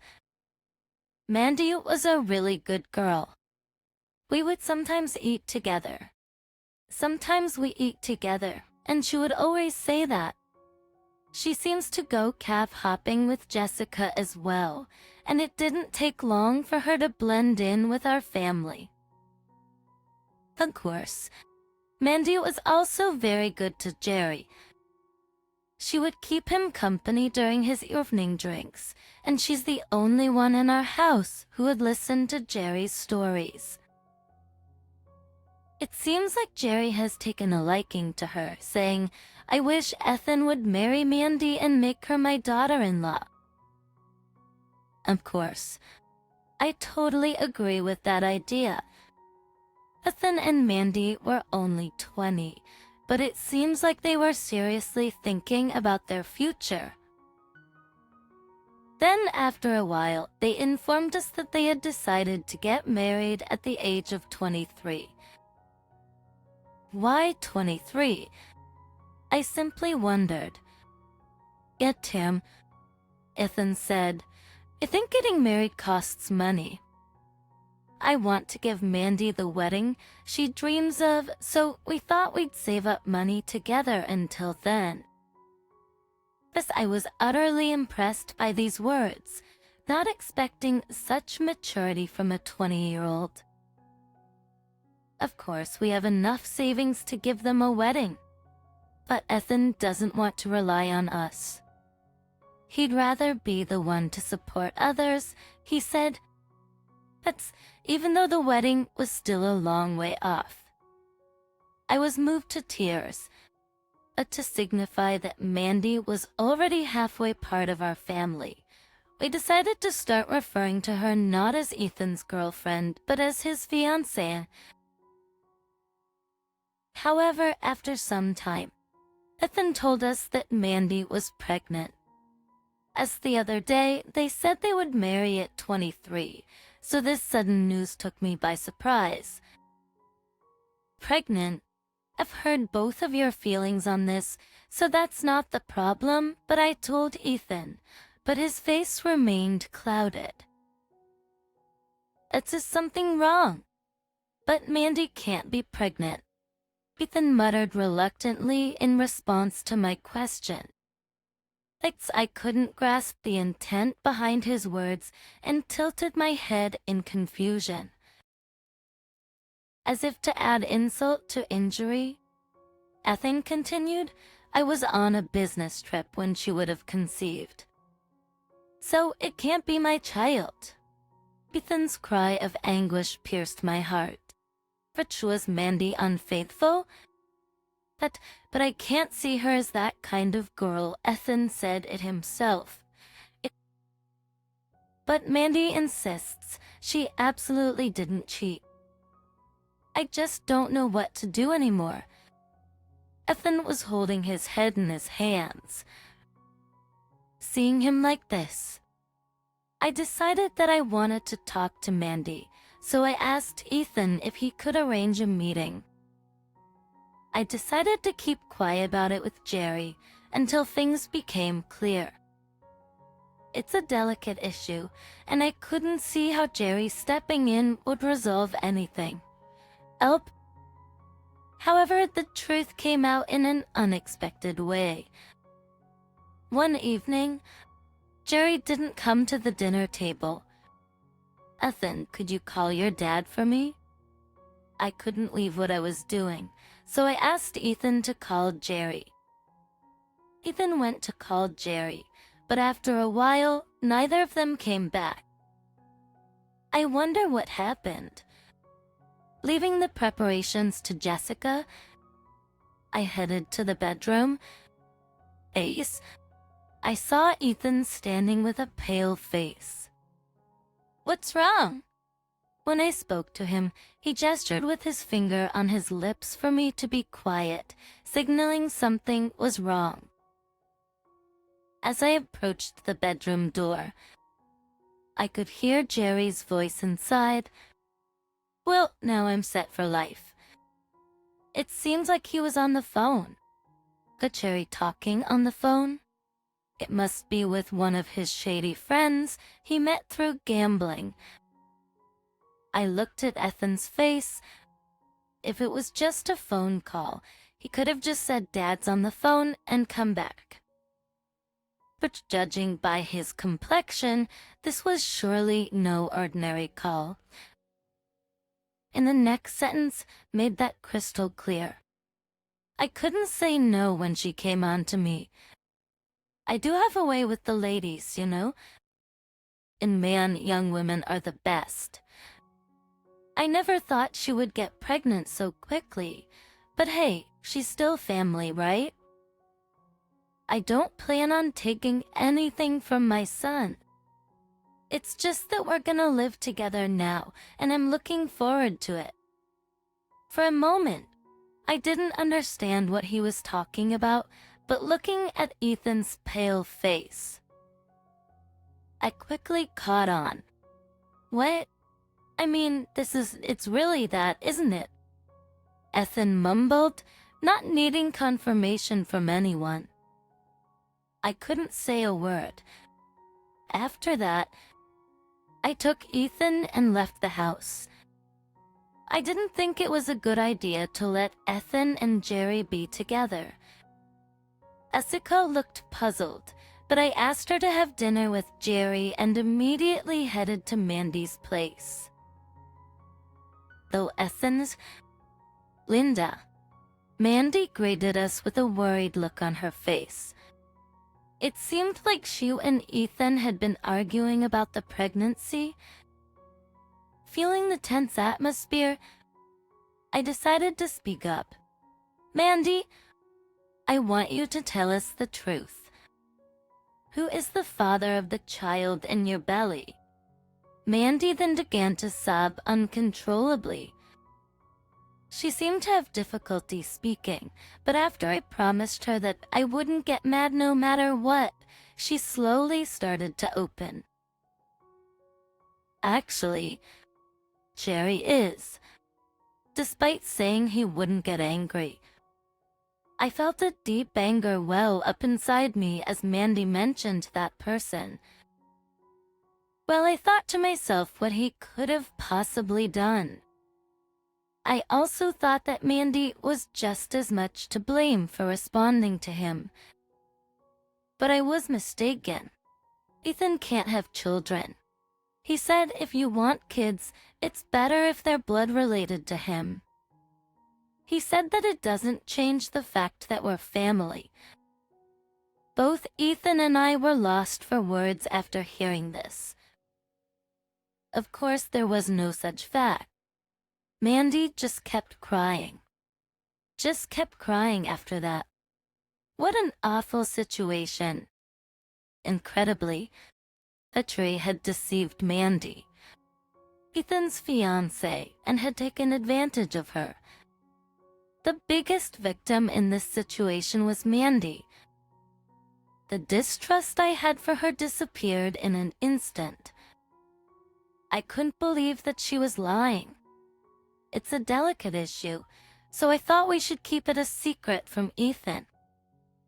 If Jerry and I stay quiet, everyone else will be happy. Those words made my blood boil with anger towards Jerry. I'm sure Ethan felt the same way. I can't forgive him. I'll make sure he pays for this and ends up in hell. I nodded in agreement to Ethan's words. And so, I decided to fully support Ethan's plan to bring Jerry down. But first and foremost, we needed to take care of Mandy. Both Ethan and I apologized to her. She told us not to do it, saying it wasn't necessary, but we knew this wasn't something an apology could fix. I believe the child is innocent, but please, just give me a little time to think about what to do next. That's what Mandy said. Of course, we respected her decision. We asked her to contact us immediately if anything happened, and then we left her house. We're back. Oh, you're late. Where have you been? Jessica and I already ate. The take when Ethan and I got back home. Victory acted as if nothing had happened and said that. Ethan looked like he was ready to jump on Jerry any second, but he held himself back and forced a smile. I just wanted to have a talk with Mom, you know? Dad, you've been banned from gambling, right? I felt sorry for you. While saying that, Ethan approached Jerry with a smile. Right? You understand, don't you? Ethan, you can't really live without a hobby, right? Well, yeah. You saying that made me think it over. But don't go overspending, okay? Jessica was the only one unaware of our plan, so she exclaimed, "What? Are you out of your mind?" showing her frustration. But that only made Jerry more confident. If it's 3 against 1, give up. Finally, gambling is back on the table. Just as expected, Jerry was overjoyed. He went gambling the very next day. During that time, we explained everything to Jessica. As expected, she was speechless and showed more disdain for Jerry than anyone else. I can't believe it. How can someone like that be a father? I feel so sorry for Mandy, Jessica said, crying. And from that day on, Jessica joined our plan. The plan was simple. Just let Jerry waste all his money on gambling. We, his family knew his personality better than anyone else. Surely he would secretly dip into the living expenses soon. So I moved all the living expenses and savings to another account. I thought we would move on to the next step of the plan after 2 months, but Jerry's spending spree was several times faster than I had expected.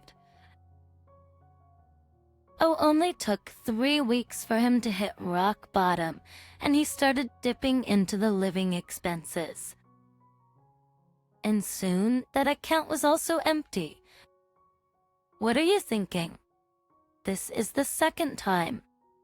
What about Jessica's college funds? How are we going to handle this? I yelled at Jerry. Jerry said desperately, I didn't think it would run out so quickly. I'll get it back soon, just another $200. Oh, $100 is fine. Pat lent it to me from our savings. Even though I knew it would come to this, my anger toward Jerry, who really did use up all the money so quickly, was genuine, not an act. Bert, you're not showing any remorse at all. What on earth are you thinking? With anger and frustration bringing tears to my eyes.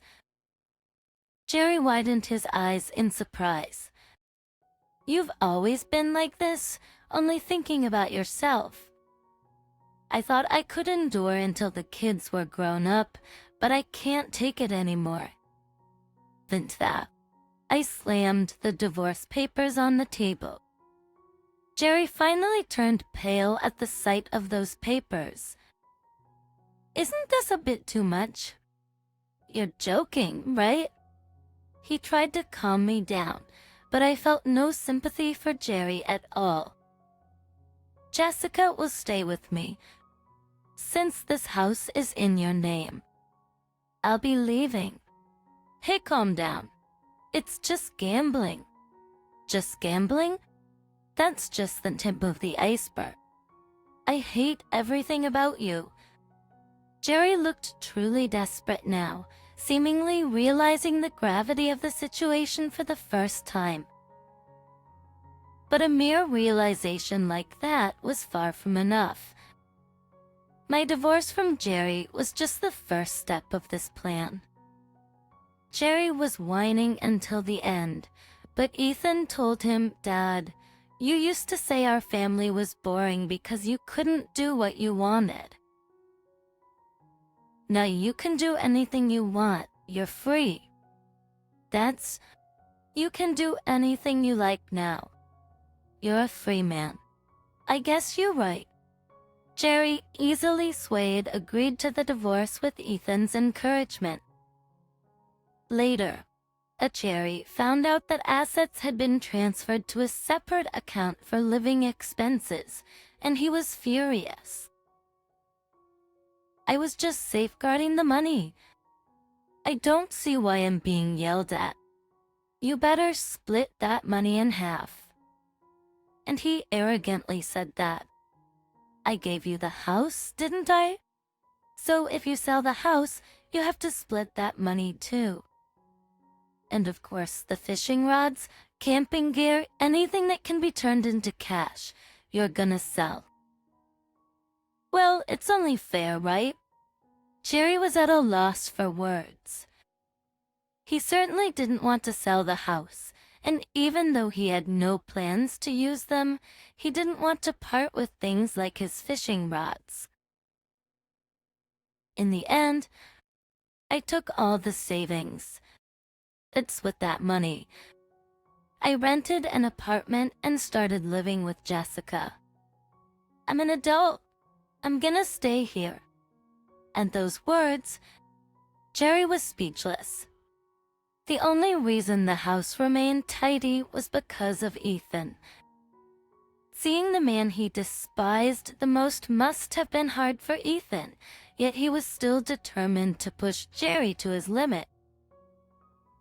Yeah, well, Jerry seemed to nod as his eyes darted back and forth, but Ethan said, "Well, I don't really care since I'm leaving anyway." Ethan managed to playfully toy with Jerry while surely inflicting damage on him. As Jerry frantically tried to stop Ethan, but Ethan brushed him off and left him behind. What happened afterward goes without saying. I started getting frequent calls from neighbors who didn't know I had left. "The house seems to be in a mess. Have you gone somewhere? Is Jerry okay? He seems to be in quite a bad state." But from these calls, I could immediately imagine the kind of life Jerry was leading.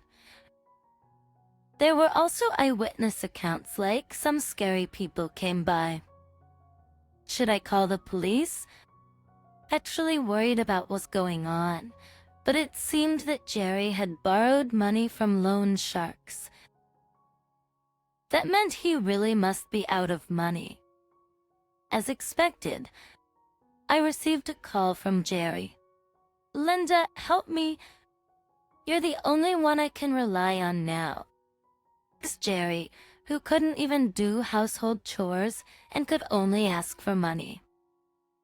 I had no intention of helping such a person, but I decided to contact him. "I have something to talk to you about too. I'll be at your house tomorrow." Upon receiving my message, Jerry replied, "I'll be waiting." The next day, I headed to the house. Oh, then, Jessica, Mandy, and an additional ma'am. 5 of us went to the house. Oh, did everyone come together? I've been waiting. As Jerry pressed the doorbell, he greeted us with an unnaturally broad smile. However, his smile faded upon seeing the man. Who might you be? Then the man spoke up. Nice to meet you. My name is Young, and I'm a lawyer. I'm here to discuss the matter where all of you have been victimized. Victimized? Yes. The infidelity against Linda, the defamation against Ethan, and the sexual assault against Mandy. What? Upon hearing those words, Jerry's face turned pale. He started to sweat profusely and let out a bizarre scream. To sweat profusely and let out a bizarre scream. Let's talk inside, shall we? No. I have an errand to run right now. Sorry for the inconvenience, even though you came all this way. Jerry finally seemed to grasp the gravity of the situation as he noticed our stern gazes. The next moment, he shockingly tried to run away. Don't you dare run! Ethan caught Jerry in his tracks. And then he said, We know everything you did. If you're an adult, you better take responsibility. Intimidated by Ethan, Luxury shrank in size. After that, it was the lawyer's turn. But Jerry, who couldn't rebut anything Suzuki said, just kept nodding while we watched him with disdain. No need to mention how I and Mandy felt about him. Also, you said that Ethan was sterile. Even if you don't spread rumors, telling that to his fiancée could potentially ruin his life. That's defamation, but sit-ins. Make sure you reflect on your actions. Then the 3 of us demanded $100,000 in damages. Mr. Young explained to Jerry the breakdown and the reason behind the amount. There's no way I can pay that. Jerry pleaded and cried to Suzuki and me. That's when Jessica spoke up. Maybe you can get that amount if you sell this house. That is, we'll make sure you pay in full. Jerry had no money left. He was even in debt. He probably had no choice but to give up the house. Jerry cried and wailed miserably, apologizing profusely. However, there was no way we could forgive him. That's disgusting. Jessica looked at Jerry as if she was looking at trash, and Ethan also showed his disgust openly. Pay up quickly, and don't you ever come near us again. If you can't do that, we're ready to press charges regarding the situation with Mandy, just so you know. We left Jerry there, crying alone in his filthy house filled with garbage after dropping those words, and then we headed home. In the end, Jerry sold his house. He used the money to pay us for damages and to pay back the loan sharks, which I heard about from Mr. Young. However, he ended up without a place to live and didn't even have enough money to rent an apartment. There was no one to help him. Even his gambling buddies, who he called friends, weren't close enough to help him out. Now, he seems to be living in a motel, having borrowed money in advance from his salary at work. How long will he be able to live like that? If things continue this way, he will end up homeless. I thought Ethan dropped Jerry into hell with his plan, but thinking about it more, it feels like Jerry just carelessly fell into hell on his own. From now on, he will be forgotten by our family, and one day, he will probably just end his lonely life all by himself. After that, Mandy and Ethan got married. The baby is innocent. I can't let Mandy get hurt any further. Saying this, Ethan accepted Mandy's baby as his own child to raise. I wonder how much inner conflict he went through to make that decision. Mandy and I both cried at his words, but Ethan was the only one laughing alone. And then, Mandy successfully completed her pregnancy and a healthy baby girl was born. Doesn't she look like her mom? Jessica immediately said that upon seeing the child. Ethan looks like me, and if she looks like me, that means after a DNA test, it turned out that the baby was actually Ethan's. It seemed that Mandy's period had been off, and the baby was small, so the weeks had been miscalculated. Mandy, Jessica, and I all cried. However, Ethan, who had been holding himself together until then, cried more than anyone else when he learned the truth. I will definitely make them happy, both Mandy and this child. That's what Ethan said. The next plan Ethan decided on was truly a wonderful thing, and I am planning to support him fully from now on.